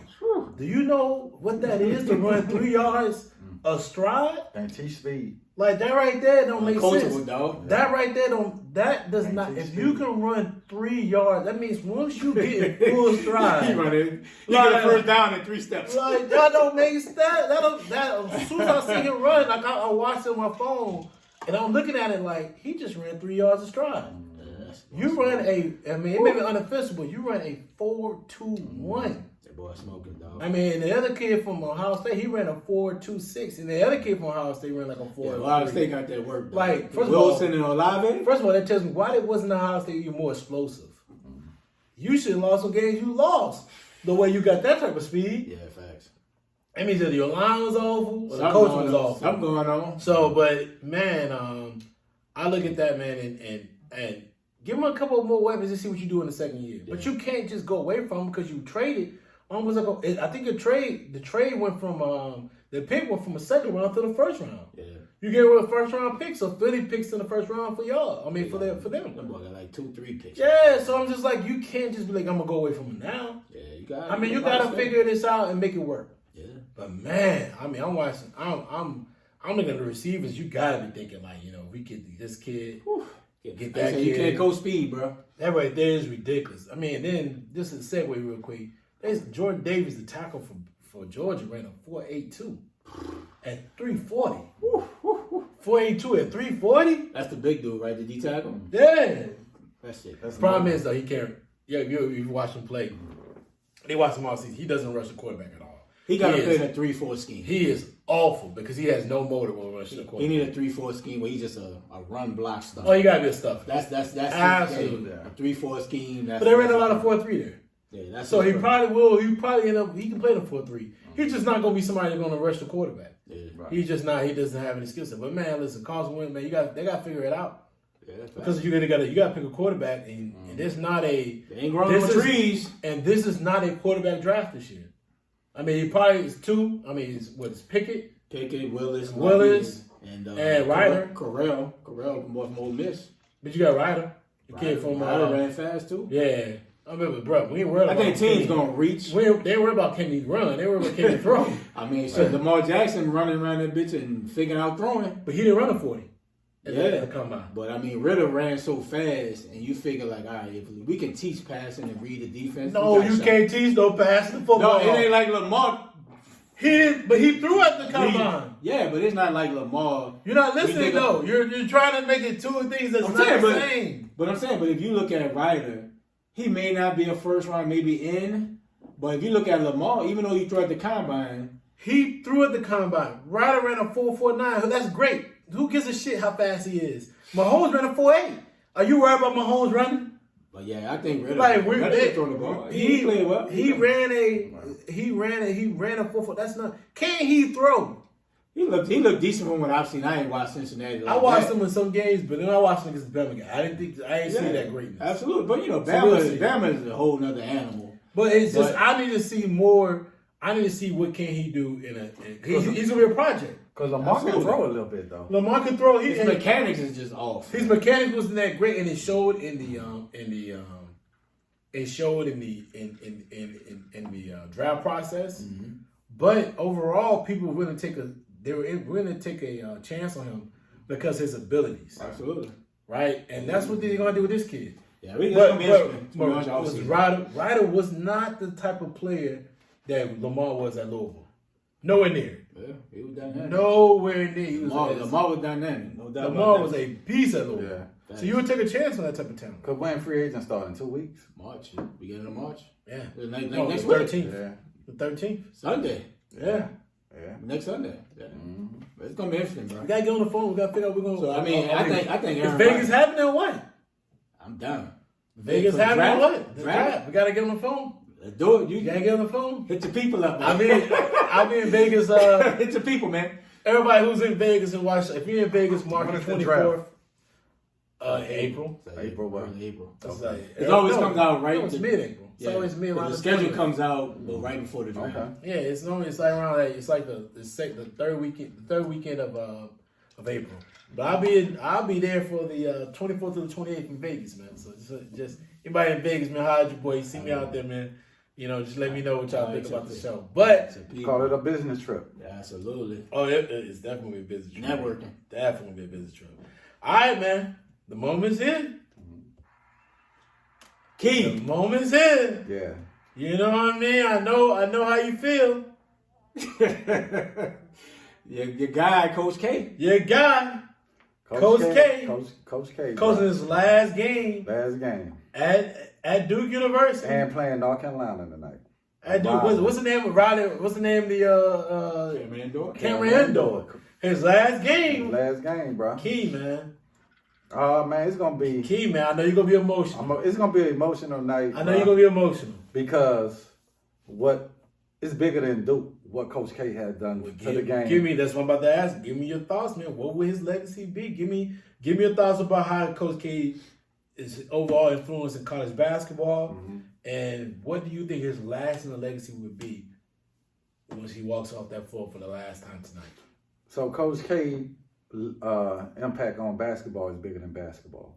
He's always been one of them coaches that took care of his players, even if it's bringing them back to give them an assistant job.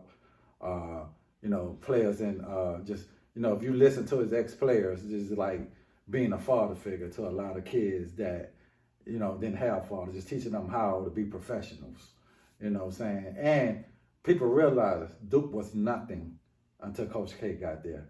I think his first class was the Brian Dawkins, what's his name? Dawkins, yep. Yeah, Dawkins class that put Duke on the map after that, so the dude been doing it for like more than 3 decades of winning. You got the ACC championships, you got the Final Four appearances, you got 5 national championships, and you got him bringing back the Olympics basketball. So, dude, just one of the face of college basketball, bro. Him, and when you talk about him, Dean Smith, talk about what was the dude from UCLA back in the day? John Wooden. John Wooden. You got to mention Coach K when you mention those type of coaches, bro. So, seeing him adjusting from the 4-year player to the one-and-done player, you know what I'm saying, just to stay relevant. And, I've been a Duke fan since Grant Hill, bro. That's what made me become a Duke fan. Man, GD. Yeah, Grant Hill, bro. So, it's going to be a special night, bro. I just love to see him getting them one, which I know JD said ain't going to happen. Put the icing on the cake. That would be him going out getting number 6, bro. So, yeah, it's definitely going to be a special night. I know the crazies, what they call it, the Duke crazies, going to be rocking. It's going to be electric in there, bro. Yeah, it's going to be fire. Yeah, so respect to Coach K, bro. I wonder what he going to do with his next chapter, because you don't really see him having a lot of other hobbies other than coaching basketball. Yeah, like Keith said it all, man. For me, I think it's the leadership.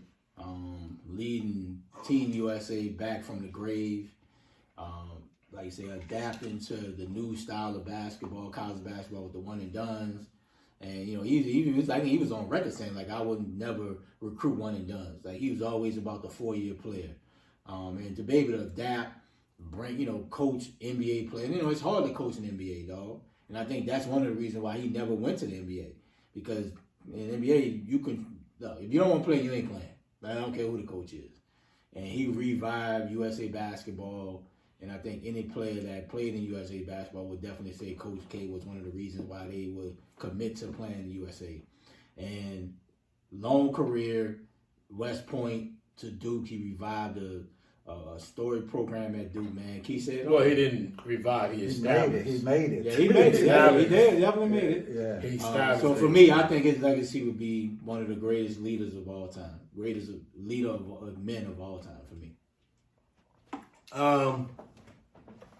I think I'm on the same lines as you guys, man. When you look at Coach K, you look at his legacy, the type of players he put out there. The thing about Duke that, you know, we look at Duke and we look at Duke basketball, but we forget that as an institution, Duke is one of the more prominent institutions there is in the United States. Oh, hell to get into it.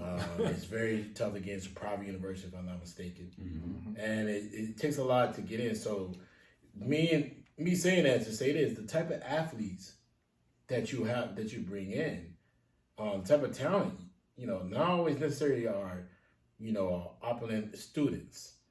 And when it comes in the classroom, so sometimes to compete, you kind of lessen your requirements to bring in the talent that you need to compete because of the fact that, you know, you feel like winning at all costs means everything. So to have the athletes that you need, that you want to appeal to, the type of talent you want to appeal to Duke, sometimes you got to lessen your, like I just said, you got to lessen your requirements, which I don't feel like he did, right? I feel like the type of player that he brought into Duke, the type of talent he brought into Duke, he still kept that with the same reputation and the same frame of mind of the type of player that needs to be successful in that program. Excuse me. In that program. And that means a lot. That means a lot for your culture, for your type of players, talent, your organization. Now, has he had some hits across there? Yes. And you know, I think the thing about it is because he's Coach K, he sustained them and still been able to move forward because people have been like, all right, you know, it's Coach K. We're not going to dwell on some of the things they've had issues with. Violations here and there, players taking some of the money here and there. But overall, he's kept that program fairly clean. And he's, like I say, he's had the type of talent that's been able to play there where there can be issues here and there and across the board. And I think also he's established a brotherhood within whether it's the coaching staff that maybe to come back and stay and record their career, and come there and come back and revive their career and be able to go out there and pursue jobs in other places. Or he's also been the same thing with the players. They come back often, they train there, they're rare in the facilities, they're there so the other players can see them, future players or the current players can see them, pick their brain. He's built a program that became a family. And I feel like it has always helped the reputation of Duke. It's had a reputation overall, and you know it allows one of the greatest players to come out there and play. And it could be a recipe for a lot of different programs throughout the United States, right? And that means a lot.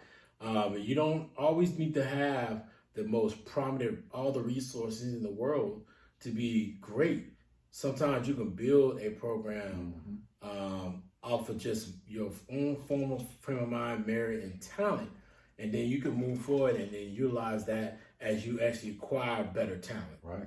And, you know, I give him all the respect in the world because it takes a lot to put that in there, put an infrastructure in place for you to be successful. You know, I'm not a Duke fan or a Coach K fan, by the way. But that just tells y'all, for everybody out there, the respect I have for him, being that, you know, it's his last curtain call. Right. You know, and shout out to him for finally seeing it for himself and saying, you know, Danny Ferry. Yep. We're watching the game, folks.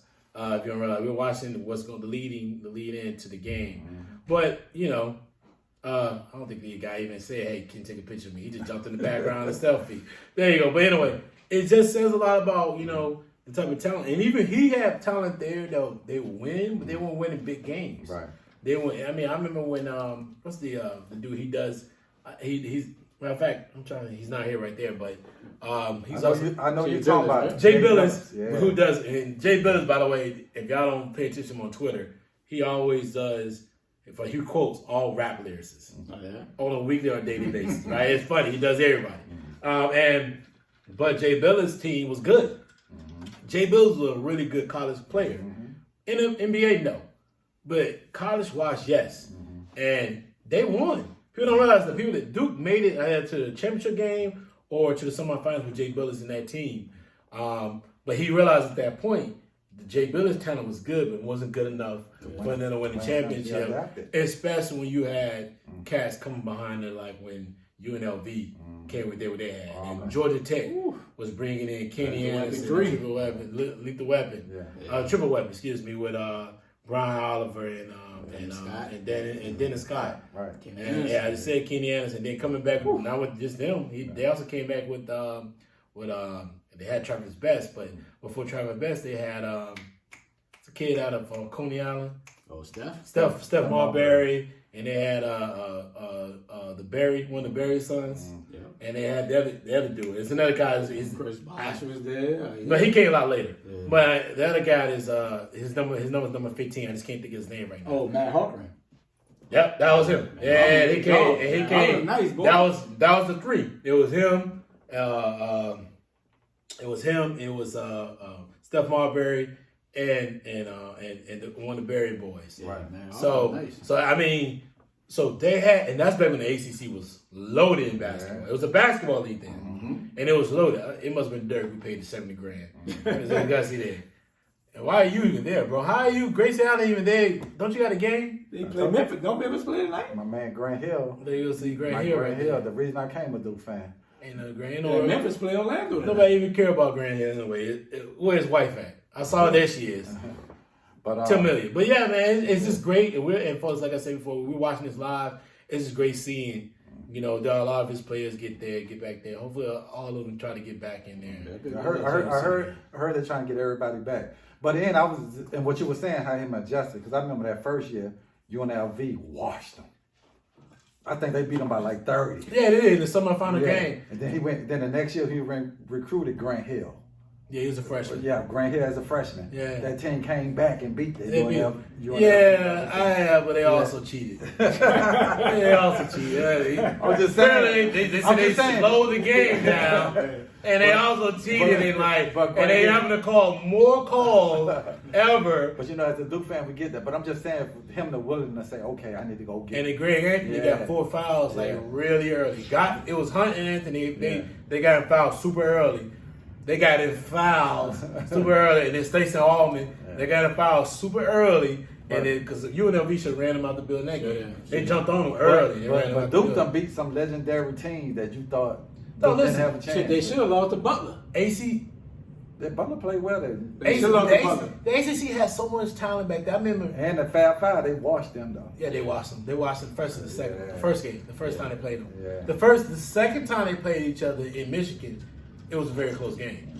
But people don't realize they played the Fab Five twice. The Fab Five's freshman year. Yeah. They played them in Duke early in the season. And they played them again in the championship game. In the championship game. And in the championship game, they watched them in the championship. Yeah, but them boys were super young. Yeah, they were super young. What you saw in the second year was different. Because you was going against seniors. Leitner. But if you really think about it, the shot by Leitner, Kentucky. Apparently it didn't supposed to count. Well, Kentucky, because he held the ball a little longer than they actually touched the button for him to go. And Masburn actually had just scored. Masburn was a beast. He was. But people don't realize people don't realize this though. I don't know if y'all remember this. When Kentucky would have beat Michigan in the semifinals, that year, Mashburn fouled out. Yeah, That Mashburn, even Mashburn was killing them. Yeah. He was killing them. Jamal Mashburn was I remember because my mom was going for Kentucky. She said, they're going to lose. But I was about to cry. I was on the floor about to cry. But Grant Hill threw that baseball pass. I just ran out the house screaming. That was a big time pass.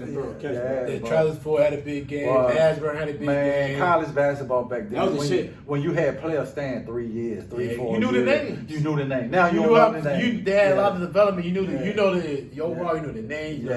You saw how your team was developing. Yes. You can see a team go from 1 year to the next year. Because now you're adding more stars to the one that been there last year. If you stay 3-4 years, they're questioning you now. It's funny is because back then it was so funny. It's funny because back then, like you watch, if you're listening, you guys watch the TNT show, like Charles Barkley make jokes. Charles Barkley would be like, "Oh, well, Shaq, you weren't the best player at LSU." He was. And he'll say that. He'll be like, "Well, I wasn't." There was Stanley Robbins. There was Chris Jackson. There was Chris Jackson. That boy wet, boy. And that was Chris Jackson was Steph before Steph, yo. Bro. Quick release. I tell people, I'm so good. I'd be like, bro, listen, have you ever heard of Chris Jackson? That boy. And I'm gonna show you. Let me show you what he was doing at LSU. Oh my God. Like he was shit in the league till you got blackballed. I could to this point. Yeah. You ever go stand up for the national? You ever go back and watch the game at LSU when they played Georgia Tech, and you can see like he was going against Kenny Anderson, and I'm like, yo, you would think like how they couldn't lose that game, but dog, Georgia Tech had a squad. They did. Unless you had a squad. But everybody had a squad back then. Everybody had a squad. Everybody staying 3-4 years. Yeah. Everybody had a squad. But the thing is though, some teams they are because Larry Johnson came from he came from a junior college. UCO, yeah. So did Stacey Altman. Yeah. But UNLV, the way the acceptance back then, because it was, and then you had Prop 48. Yeah. Remember when Temple had Eddie Jones, Aaron McKee and them? Yeah, everybody. Everybody had they a had squad. talent back in the day. Everybody had a squad. 90s? Yeah, everybody had a squad. They had talent back then, though. Yeah. So it was just a different because era. Everybody of thought Stanley Robbins was way better than Shaq. I think the LSU team when they had Shaq, Stanley Robbins, they underachieved. And Singleton. Remember him, Bernard Singleton? Yeah. But everybody, Blanchard, they're the white boy. But I think that team underachieved though. But they got to like the final. They went to the final. No, they went to Elite Eight. Elite Eight. Yeah. But everybody else was stacked too. Yeah. Everybody else. That's what I'm saying. Everybody else was stacked. Yeah, that's sure the squad. Yeah. It wasn't like remember the Arkansas days. Ty Day and all them boys. 40 minutes of hell with Richardson. Yeah, everybody was running gunning back then, boy. But no, that was Todd Day and them. Right, that was the 40 minutes. That's Scotty Thurman. But then Scotty Thurman came a little later. Okay. Corliss Wilson and Scotty Thurman played together. Yeah. Todd Day played with Oliver Miller. Oliver Miller, yeah, the big boy, Oliver Miller. He played with them. Like they were nice. That's what college basketball. That's what I'm saying. Everybody had a squad. Well, teams had identities. Yeah. Like you knew, you knew the 40 minutes that you gonna get 40 minutes of hell. Full court. No, the rest of it, bro. From in we running the whole game. Just imagine how much they ran in practice to stay in that shape. The press for 40 minutes. Yeah, no. We ain't running offense. We running the whole game, whole practice. Yeah. That's when basketball was at its apex, bro. Yeah, now it's like it's too many games. Yeah, because people in and out. Yeah, it's like you can't even keep up with. Yeah, you don't even know after the first 10 picks, you don't even know who getting drafted. Yeah, it's like European on the NBA now. It's just not but when he played 3-4 years, the draft was deep. Yeah. So, but I feel like we're not gonna ever see that type of era of basketball, that golden era. And some of the young kids don't understand how competitive it was back then. Shit, St. John's back in the day. St. John's had great teams. I mean, it was. Warriors, like Chris Miller. I mean, and then people don't realize how, because you watch how, first of all, the Warriors are awful down. But if you look at, I tell people all the time, Big John had good teams in the 80s. He had good teams in the 90s. He had good teams in 2000. I told a kid the other day, because they were talking about AI. And I was like, AI was good. I said, but you ever heard of Victor Page? And I was just like, they were like, no. I was like, bro, let me pull up this clip of this dude. Like, he's from the city. He's from the city. He's left-handed. Yeah. You know what I mean? And Victor Page was a beast. First of all, he shot everything. Yeah. because he was freshman year. He shot everything. No chill. He like, Victor Page should have left after his first year anyway, but he came back the next year. He had no interest in going to school. But, man, I just love them. And I was always a Georgetown fan. I mean, I love Junkyard Dog. I love Jamil White, Jody White. Sweetney. I mean, then before that, whether it was Patrick Ewing and them, whether the other guys, Alonzo Morton, or people don't realize they had the what they call the Kimby and Moore at the same, because they play on the same team. Yep. It was something to tout, and I don't understand how they lose. They lost with McKinney Mutombo. They lost to Syracuse. They lost to but McKinney Mutombo and Moore should never have lost. If you were in a zone with them two dudes on the same team, and McKinney was a senior, but Moore was like a sophomore. I don't know how they lost, but anyway, man, it's just people don't understand how the names and Maryland had a great run. Yep. Even Maryland, whether it was Wilcox.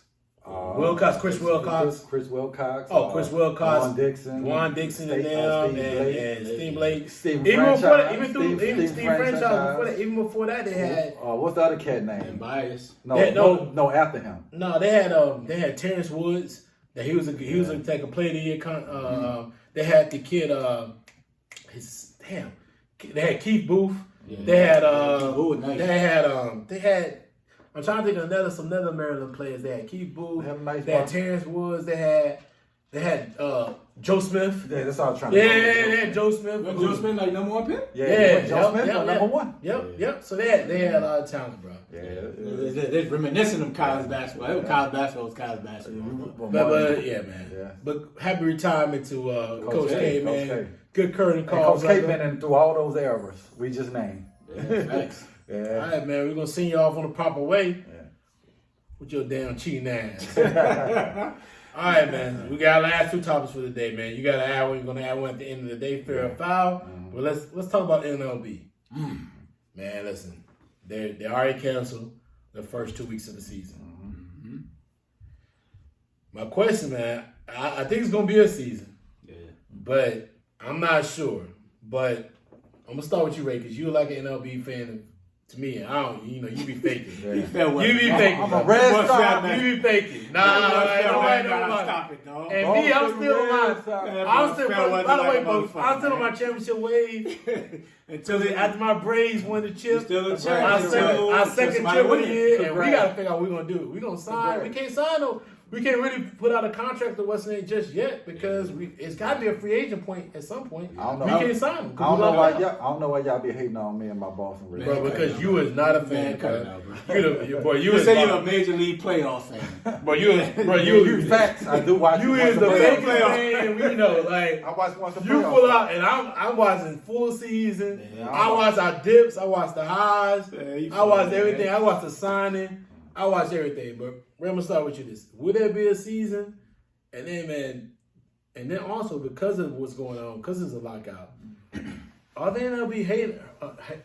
Are they hurting themselves with that younger target audience they want to try to get to eventually? What they're trying to get to right now? Are they hurting themselves? So, answer that question on both ends. Yeah, it will be a season. I think at the end of the day, man, I think both sides want to get a season because if you don't, you're not making no money.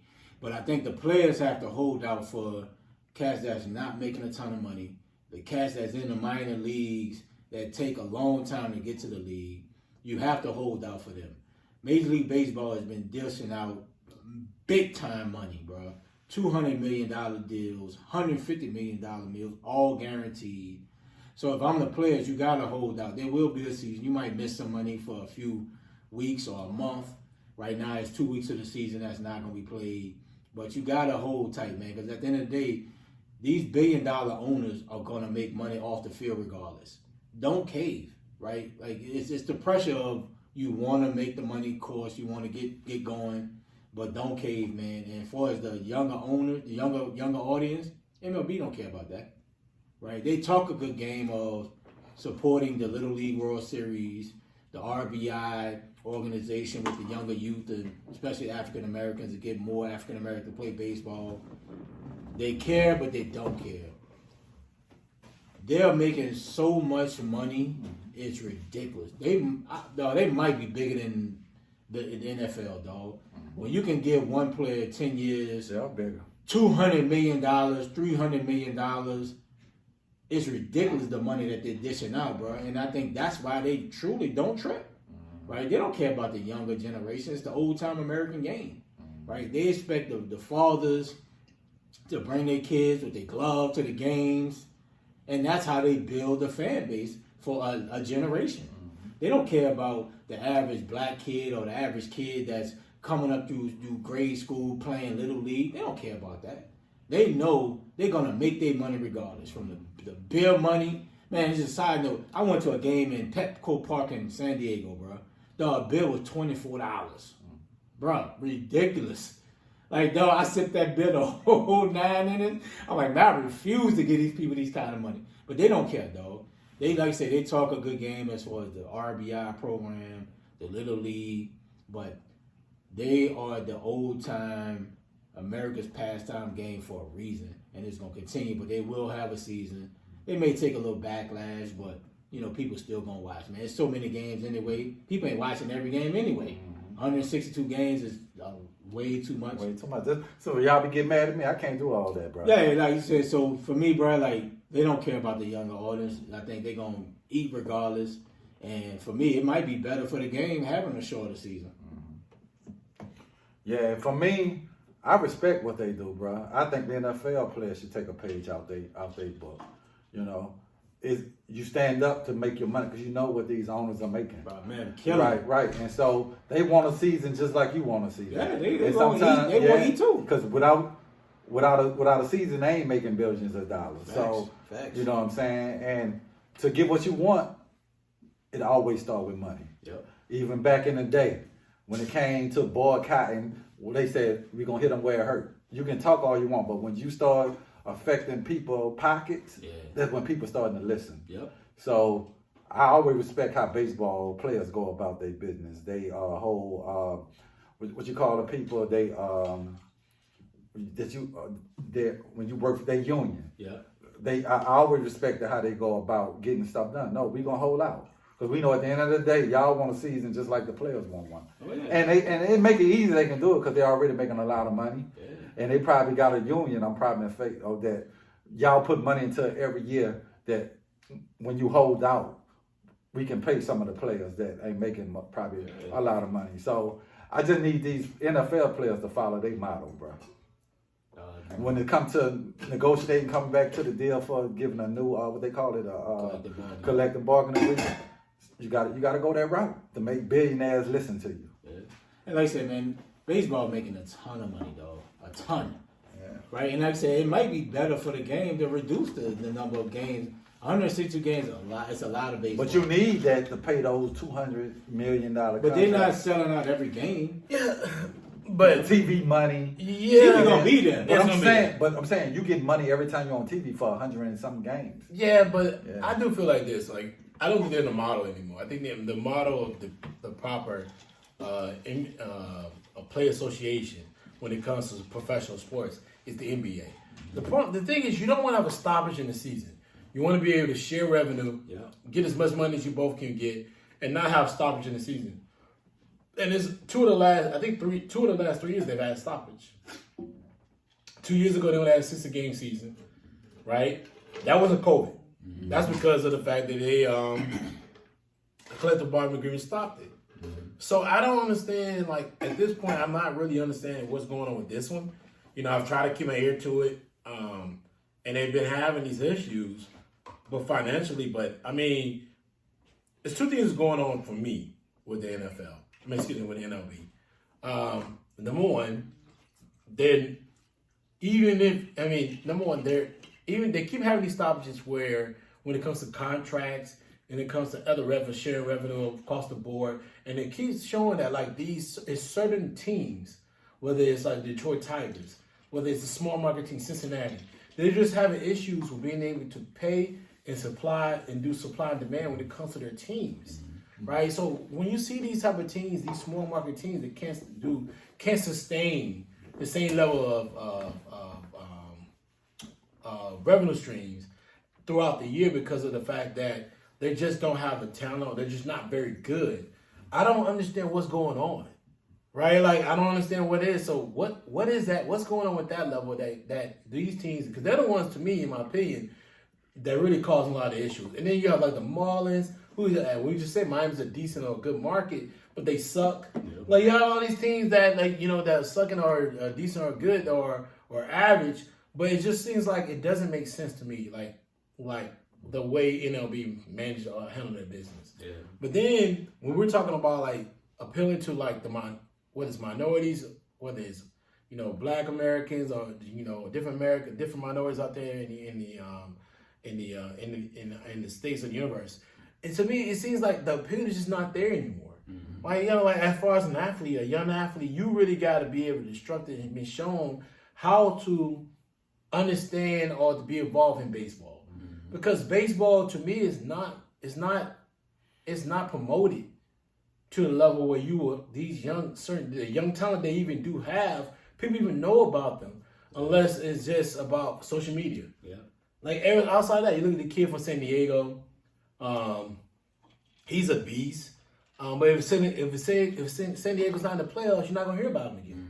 Mm-hmm. Mookie should be advertised more, but people don't. I mean, Mookie's Mookie, but people don't look at him like he's the greatest player ever. Nope. They think he's a great player. He's the best player on the Dodgers, but they don't look at Mookie like they should market Mookie. Yeah. The marketing for these guys are not really that great. Do you blame the league or do you blame the player? No, I blame the league because I feel like the owners are looking at the players saying you should be marketed. We're trying to market you. You need to be more marketable. Okay. But you can do that if you just pin on certain aspects of what their talent is. But I mean, listen, baseball players are not going to sell more baseball cleats. No. You're not going to sell more baseball gloves. No. The problem with them, they're in the same. Here's the thing about MLB. Major League Baseball is the same issues that NFL are having. Yeah. Like, hey, I don't care that who just won the Super Bowl? Rams. Cooper Kupp was the MVP. Cooper Kupp does not make me want to buy some new cleats to go run routes. Nobody ain't buying nobody cares. Yeah. So you look at the game, you look at that logic, you're saying, like, how can you market them better? But OBJ more famous for shit he do on social media. But here's the thing. OBJ still, the social media fan OBJ has, still kind of appeals from when he was in New York and he made that catch. Mm-hmm. When he came out of LSU, people didn't know about who OBJ was.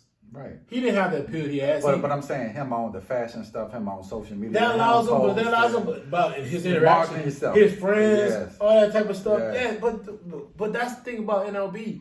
Are you employing these players to do? Are you helping them develop their marketing, their brand? Are you investing into those guys so they can do more? Where's your money going? Where are you telling them? Where are you? Because you can't tell an owner. I mean, I hate to say the word. You can't tell somebody who owns a franchise how to utilize their money. Yeah. But you should be like, yo, listen, here's our research. You should be doing more with this dude than anything else. Like I said, the kid from San Diego was a beast. Mookie's a beast. Yeah. My man out of Atlanta. I can't think of his name right now. Kuno Jr. What's the other cat? The shortstop. Brules or how I pronounce the damn name.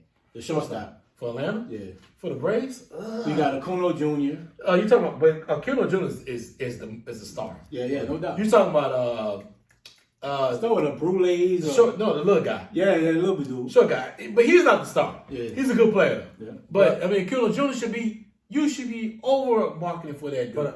But I kind of blame some of the, not, you're right about that, but somebody got to go on the players too. Like Ken Griffey Jr. He just ain't so. I was about to say Ken Griffey Jr. We was out. I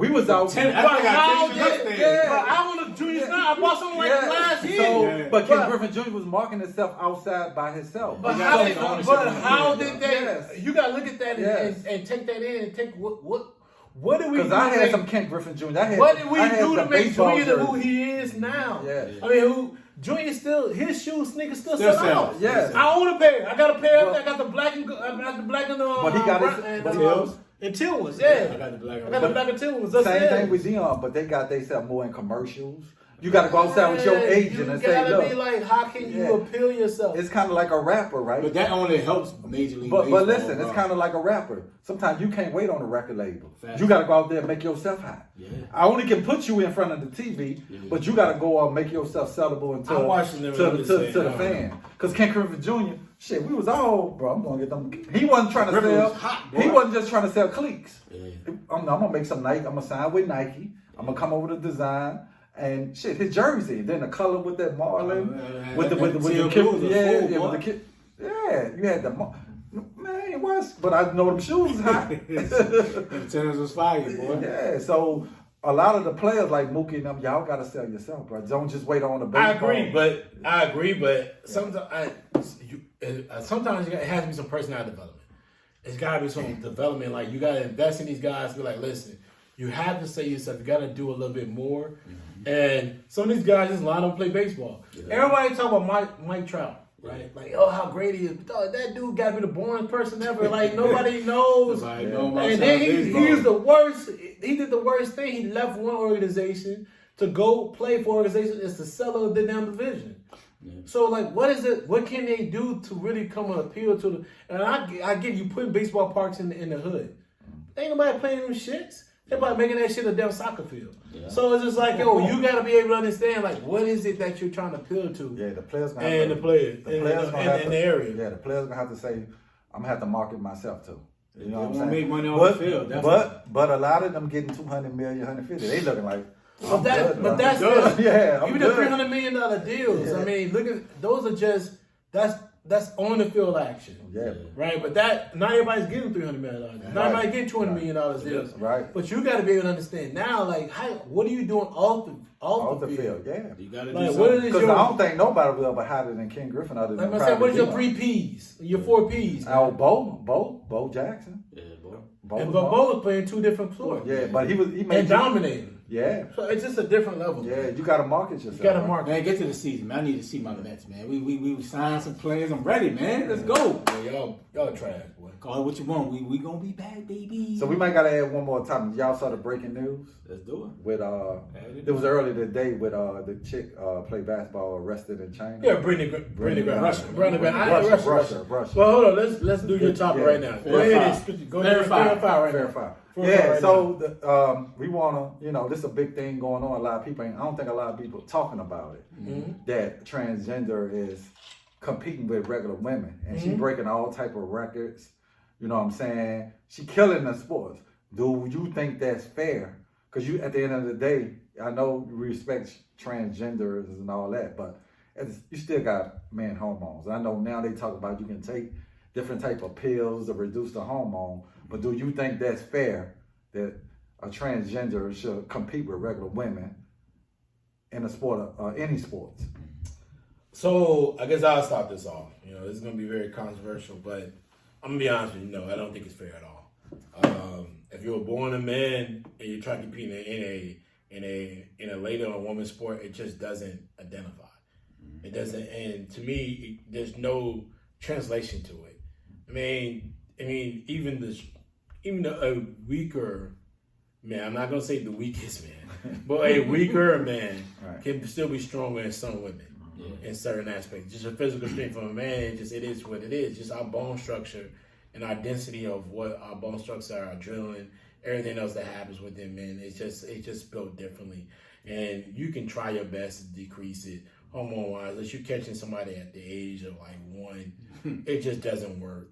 And you're just gonna have a physical. And I've seen this overall, especially in the Olympics and other things. You're gonna have advantage. And it's nothing else to it. I mean, it is what it is. I mean, if you took what's the Kardashian Bruce Jenner, even though he is identifying himself as a woman now, even now he probably can still go out there and train and run with any woman or man, even though because he's always been blessed with the physical abilities to do what he needs to do. As a man, he was blessed with that talent. I just don't understand where anybody feels like how that you can say, hey, out of nowhere, I can take something and decrease my hormones.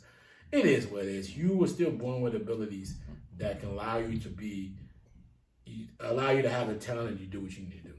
And it's nothing. You can't do anything to that. Let's move off this. I mean, I don't understand why people are trying it. Yeah. Like, and then the people, you have parents getting mad.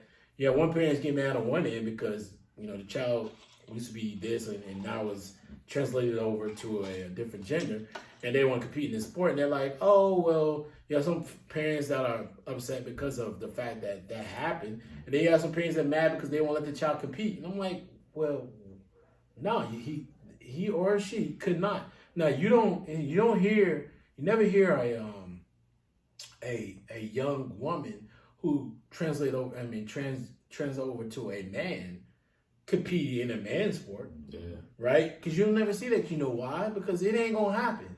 Because if from a physical standpoint, she would not be able to match up with the time around. Good point. You don't see it the other way around. Yeah. So let's stop trying to until a point you can see a woman or a young girl or a woman or whatever that is translate over to a man's sport or a boy sport, a man's sport, and dominate. There's a reason why if you go back to this, there's a reason why we always have unisex sports and like whether it's baseball, basketball, other sport to a certain grade level. Yeah. But should they get their own league? What do you mean? To transcend? They could. If you want to and you want to compete, why not? Yeah. Nobody's gonna stop you from doing it. Yeah. And here's the thing, like, there's a reason why certain point, once you hit 6th grade, 5th, 6th grade, it's just not all about just the other aspects of things where, boys and girls are playing with each other. It's a physical difference at that point. You start seeing it and you can see, like, and it's women now who are dunking, right. But you can take the best woman NBA player. She can play. No, she can play well. Mm-hmm. She can hit shots, open shots. But from a physical standpoint, she would not be able to have a successful duration over time in the NBA. From a physical, like Brittany Jenner, same person we're talking about, Griner, Brittany Griner, who plays in that Jenner because that's somebody else. Brittany Griner, who's in WNBA. She's good in WNBA, and I'm pretty sure she get some buckets in the NBA. She ain't dominating. But she's not going to dominate she does in the WNBA. Yeah. Like, her shots going to get thrown, they're going to block it easily. Or they're going to push out past. Yeah, or they're going to physically move out the way. Yeah, she ain't going to post up. It's just a difference. Yeah. I mean, I don't understand why people feel like it's a scientific difference and it's an overall logical difference. Yeah. Let's stop, bro. We need to cut it out. Yeah, you said it well, bro. I mean, like you said, it's just a physical difference, and like it's unfair advantage. Like it just women are great, right? And I don't think nobody would never say anything different. Like I say, it's levels to this, right? And if transgender, you're a male. At the end of the day, in the swimming situation, compete with the men, right? Don't try to compete with the women just because you want to classify yourself as a woman. It's an unfair advantage. And at the end of the day, like, we're pushing this on America, like this transgender, like we gotta conform to what they are. And it's sad, bro, because look at them for who they are. If they want to be male, woman, and male or woman, let them be who they are. But from a sports standpoint, let them compete with the men if they're a man. They want to be like it's America tripping, dog. Like, we conform to the LBGT community, like they rule everything. And, you can't say nothing negative. No, you can't say nothing bad about them. You're gonna get, you're gonna lose a lot of endorsement deals. Like, it's like America, like, is tripping. And you can see, Ray, ain't nobody on no sports station is talking about you this. Can't, like, no, you're not gonna talk about it because there's gonna be so much backlash if you say something the wrong thing. Like, people gonna blackball you. Like, they're gonna talk bad about you. Well, you shouldn't be talking about the LGBT community. Like, they're trans. Like, you gotta be sensitive. Like, bro, what about me? Why not be sensitive to how I'm competing against a man that's acting like a woman? Like, I've trained hard for this, and they're beating me so bad. Like, I can't compete. Like, you messing with my mentality, and like, it's just sad, bro. Unfortunately, it's the way the world is. But they need to compete. They were born a man or born a woman. That's where you should compete, and you still gonna work hard, right? You're not gonna put no less work in, right. But It's I would say foul since we're talking fair and foul. It's foul though. Yeah. And both of y'all hit it on the head. That's how I agree too. Cause it's just like when you growing up in as a little kid, right? Say from like maybe I'm saying from like 5 to 8. You might get a little girl that can arm wrestle you, all stronger than you, beat you up, throw better. But once you get to like that 5th, 6th grade, it's levels. It's levels. It's yo. What they call it? Testosterone. Yeah, the level is like, yo, you used to beat me when we was little kids. Now I got my voice and changed a little bit. Right. Come on, get out of my way. Yeah. And it's a different testosterone logic, and testosterone can't be measured.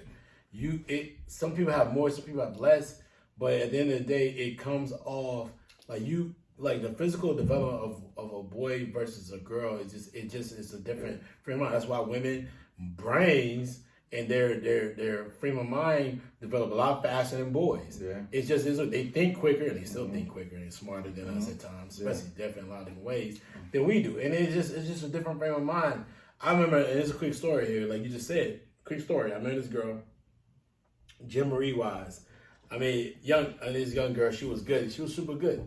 And I remember like we were playing like mini league or mini midgets or whatever it is. And I remember like her first play, she was super fast, light, fast, quick.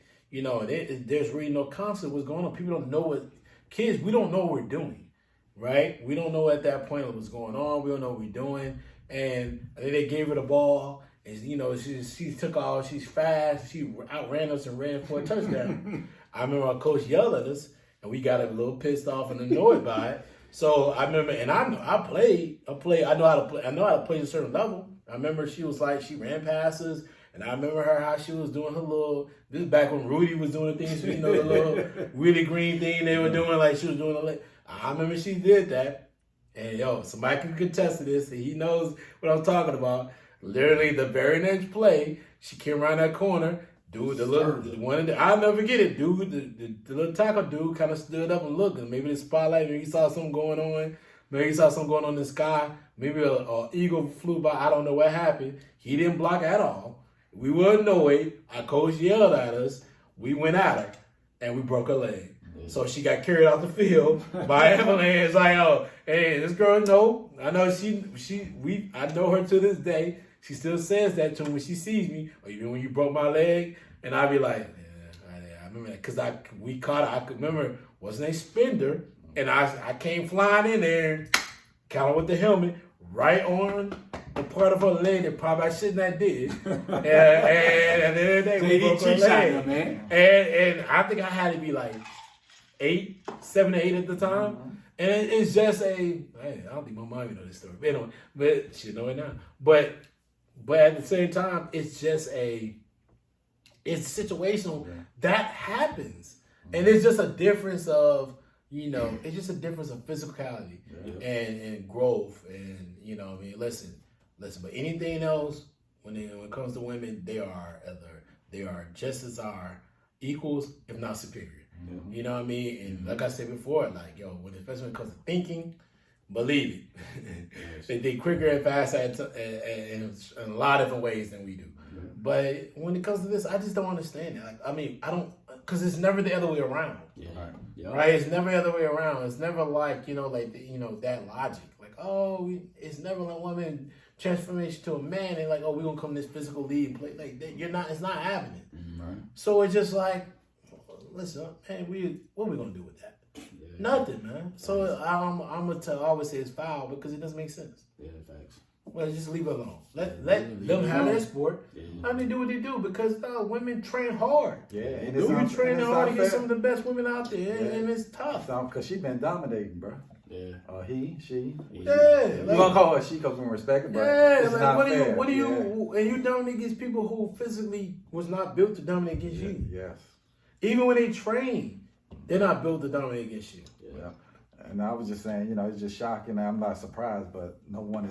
It's not an uproar about it. It's not. No uproar. Nobody's really talking about it. Nobody's talking about it. It should be a conversation. Should be had across all boards. Yes. You know what I mean? But that's the best thing we can do on the Arguing Brothers. We can talk about what we want. Absolutely. You control your own. You can do what you want. So there's one more topic somebody want to put out there before we get out of here? Yeah, it's the you can put it out. Breaking news, WNBA out in Russia. Oh yeah, let you do that one. Brittany Griner just got caught with what you call those little things that the vape. She had the weed, oils, the vape. She had like some weed oils in the vape oil. I'm quite sure it's not her first time transporting. And she's right now with Russia going through. She's been detained for over a week. And these charges are facing up to 10 years. Yeah, she could beat that. So we praying for her to get out this and come back home. But, we know that the WNBA really go there to make their money. Because they make more money over there than they do playing in the United States. And I'm sure like the season probably for her is cut short because of the whole Ukraine and the whole Russia situation. Yeah. So she probably like drove. Yeah. You know what I'm saying? Like I said, that is one of the main source of money in the off season outside of the WNBA. And to be caught up in an unfortunate situation, and I wonder if it has anything to do with the Ukraine-Russia situation. Because I'm sure like 9 times out of 10, she done snuck this ain't the first time. Yes. And she's been transported, in her luggage or carry on. And they probably know it was and they ain't say nothing. They know who she is, though. Yeah. Like, she's been playing in Russia for a long time. Yeah. So at this point now, we fucking with everybody. And it could be an unfortunate situation. She's caught up in a situation of the whole Ukraine-Russia situation. And it's unfortunate. And it's breaking news. But, hopefully that, the U.S. can step in and, get out of this situation. But Russia's different. They ain't got to listen to us. So hopefully. They don't, but I think money talks. Yeah. And she's been probably a big star over there. Yeah, so hopefully. Russia probably for a very long time. Yeah, so hopefully somebody over in Russia, come on. Because this is not her first time sneaking vapes or marijuana through the airport. There's a little vape oil or whatever. Yeah, there's a little oil, which is marijuana. Man, come on, dog. And you facing 10 years for that. I think the U.S. should step in. But, I'm sure it ain't the first time. But I will say this. Right now, it wasn't the best time. Facts. For her to get caught with whether it's vape, whatever she had going on in Russia. Nah. This was not the best time for her to get caught doing something that dumb. Yeah. Like, it just wasn't. This was not be, if I was her, listen, Brittany, if I was you, I would not be the one to get caught doing that right now. Because situation-wise, knowing there was the relationship that Russia and America has right now, see, there's always international rules. Yeah. So, overall, that's why you can still stay. She stayed in Russia and had a visa there and still was playing ball. But you don't want to get caught in that stuff right now. Not right now. This is not the one that you want to do it right now. Because like you said, this is not her first time taking. They probably been passing a blind eye to it. Right. Announcing what's going on. Oh, you're American. We're gonna make that. Yeah. I want to make sure that we have one more fair foul because of the conversation Patrol won. Okay. And I brought this right on my phone. So recently, the New York, we also stay with the WNBA right here. The New York Liberty was fined $500,000 for chartering flights to away games during the second half of the season last year, right? So apparently this was against league rules, and I want to get you guys' thoughts on this because normally they don't take. So basically, the owner of their organization was able to afford for them to charter flights on their behalf instead of doing anything else. So, and let me read this out a little bit before we get out of here. The Liberties issued the biggest fine for WNBA history as team owners Joe, I think I'm going to say Tessa, co-founder of Chinese tech company Abana Group, and his wife, Clara, violated CBA rules with chartered private flights for their team. So the WNBA don't take private flights. Mm-hmm. They take commercial flights. Yeah. What's your thoughts on this? What's your thoughts on this? And overall, what happened is, like I said before, when they were caught, the official proposed $1 million fine, sentence to loss of draft picks, possible termination of the franchise. Wow. And however, the Tulsa cut a deal with the league. Team only punishment was $500,000 in fines. Then charter flight isn't typically allowed in the WNBA due to the worries of creating a competitive advantage for teams whose owners can afford the luxury arrangement, right? So like I said, they normally take commercial flights. They violate CBA rules. 5 games out of 5 road games in the second half of the season. But I'm gonna start with you, Keely, you can finish up right on this one. I mean, really, is this really an issue? This is a fair fight. Is this really an issue? Like, what do you think? Should they even be fined because their owners can afford to charter them to different locations? Granted, it's outside of CBA, but I mean, what's going on? Right, I get what they're saying, but I don't agree with it because they're saying because you can afford it, and then someone playing in probably another state owner can't afford it. Right. This is a competitive advantage game. Yeah, it is. Because players gonna say, "Oh shit, I'm gonna go sign with this team because I'm flying private. I ain't gotta sit on a commercial flight." But that's when the WNBA got to do better. You got to get better, more endorsements, like companies, airlines that have private to endorse you to go into the WNBA and be like a sponsor. You need to get your sponsor game up, right? It's not fair, but it's the rule. Yeah. Because it is kind of competitive advantage. Right. Because if my organization can't afford a private, then you're going to use that in your recruiting. Man, you know, over here, man, we fly private. But then it's crazy part, it's a CBA rule, right? CBA-wise, your organization may can afford it, but it's a CBA rule. Right, and the rule saying you can't do it. Because it is a kind of, because I'm going to use that, like, you know, over there, y'all, you over there with the regulars. Over here, you on Southwest. You got the champagne, the legs. You know what I'm saying? You ain't cramping up when you get you 6'6", your legs cramping up. You gotta get your ILC. So I get it, but the WNBA got to get a better way to sponsor their league because WNBA is a popular game. These girls are balling, and you know I know Kobe was trying to bring the awareness to the WNBA game. You have more NBA players are following that motto now, like the Chris Pauls. You see LeBron's at the game. You see the Steph Curry's at the game. You know, I just think the WNBA needs to do a better job. But as of right now, I see why they're fine because it is kind of competitive. It's a competitive advantage you use.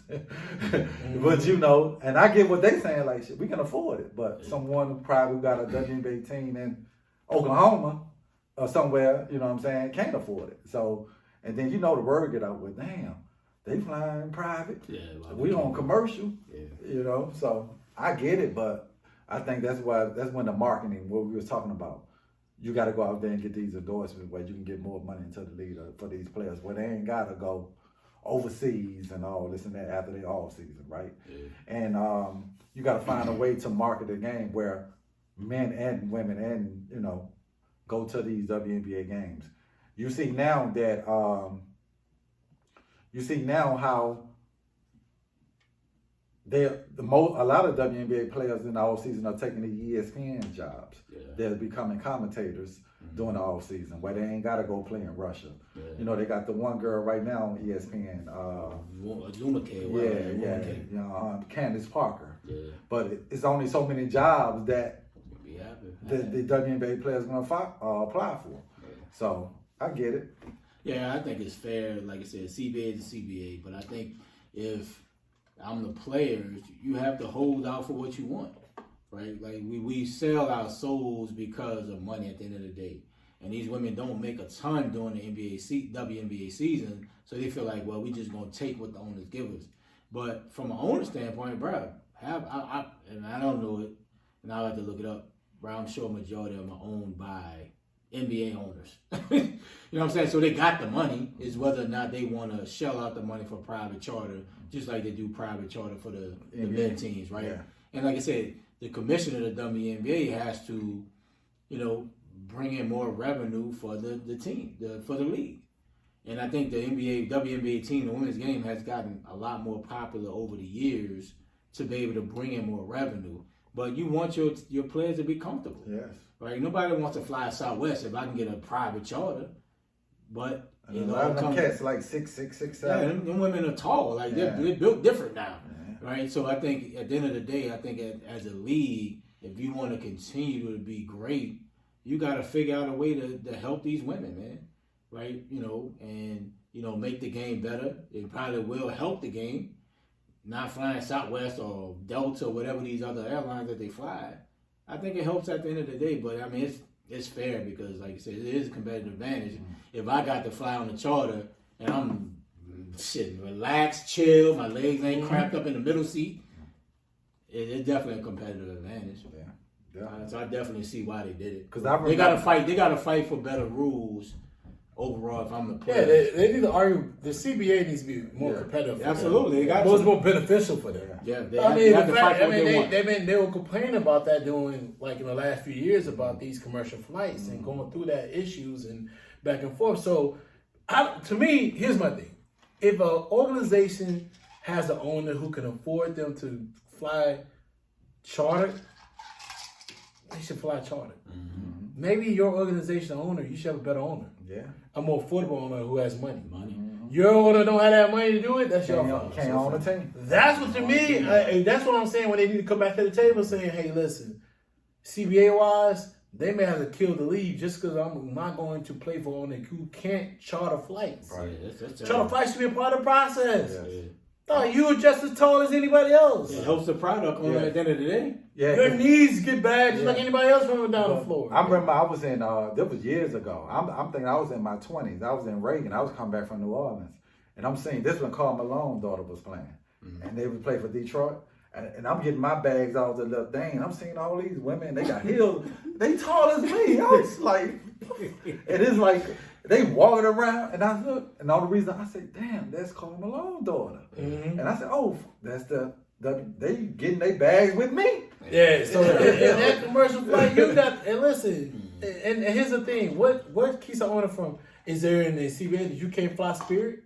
Right. You gotta sing a team, you can't sing a team by Frontier, you can't, your knees, these flights, cause these 750, this 750. Shit, it's uncomfortable for me sometimes, I gotta get an aisle seat. Bro! I refuse to get another seat. Bro, listen, I wanna tell you a real story real quick, right? So, number one, I just went to St. Louis this past weekend. Because my mom died, and I remember literally getting on the flight.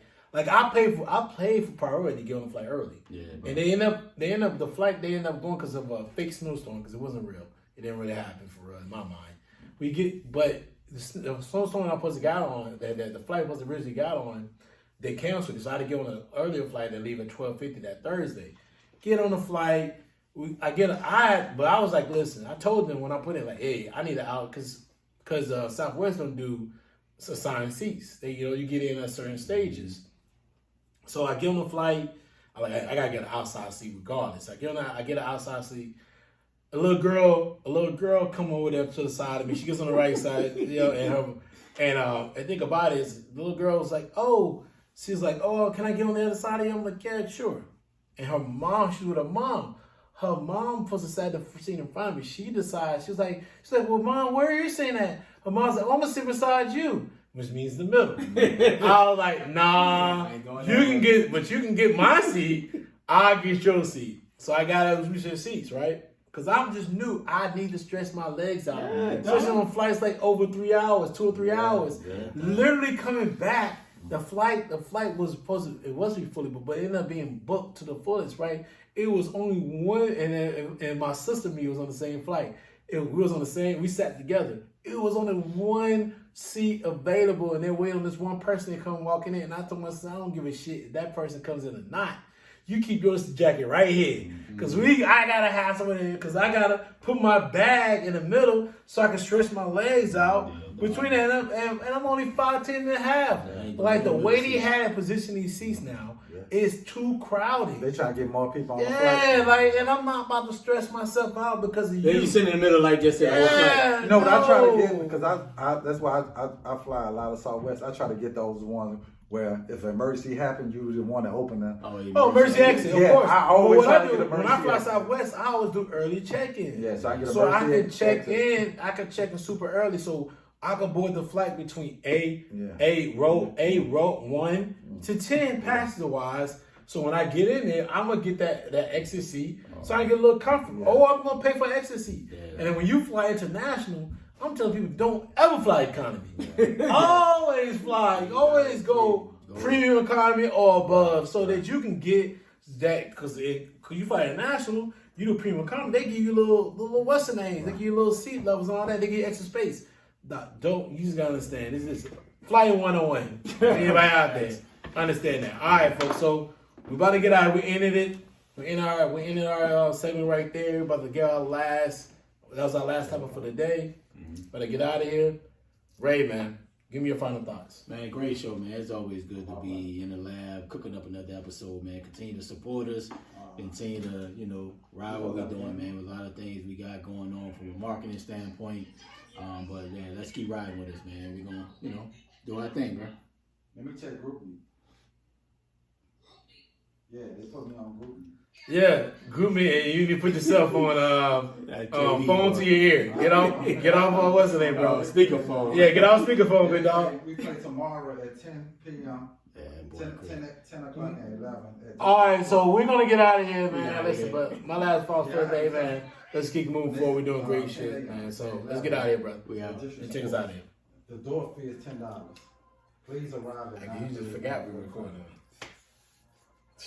I'm gonna try to go in the bathroom, but you're gonna have to have him add you to GroupMe. I didn't even know, so.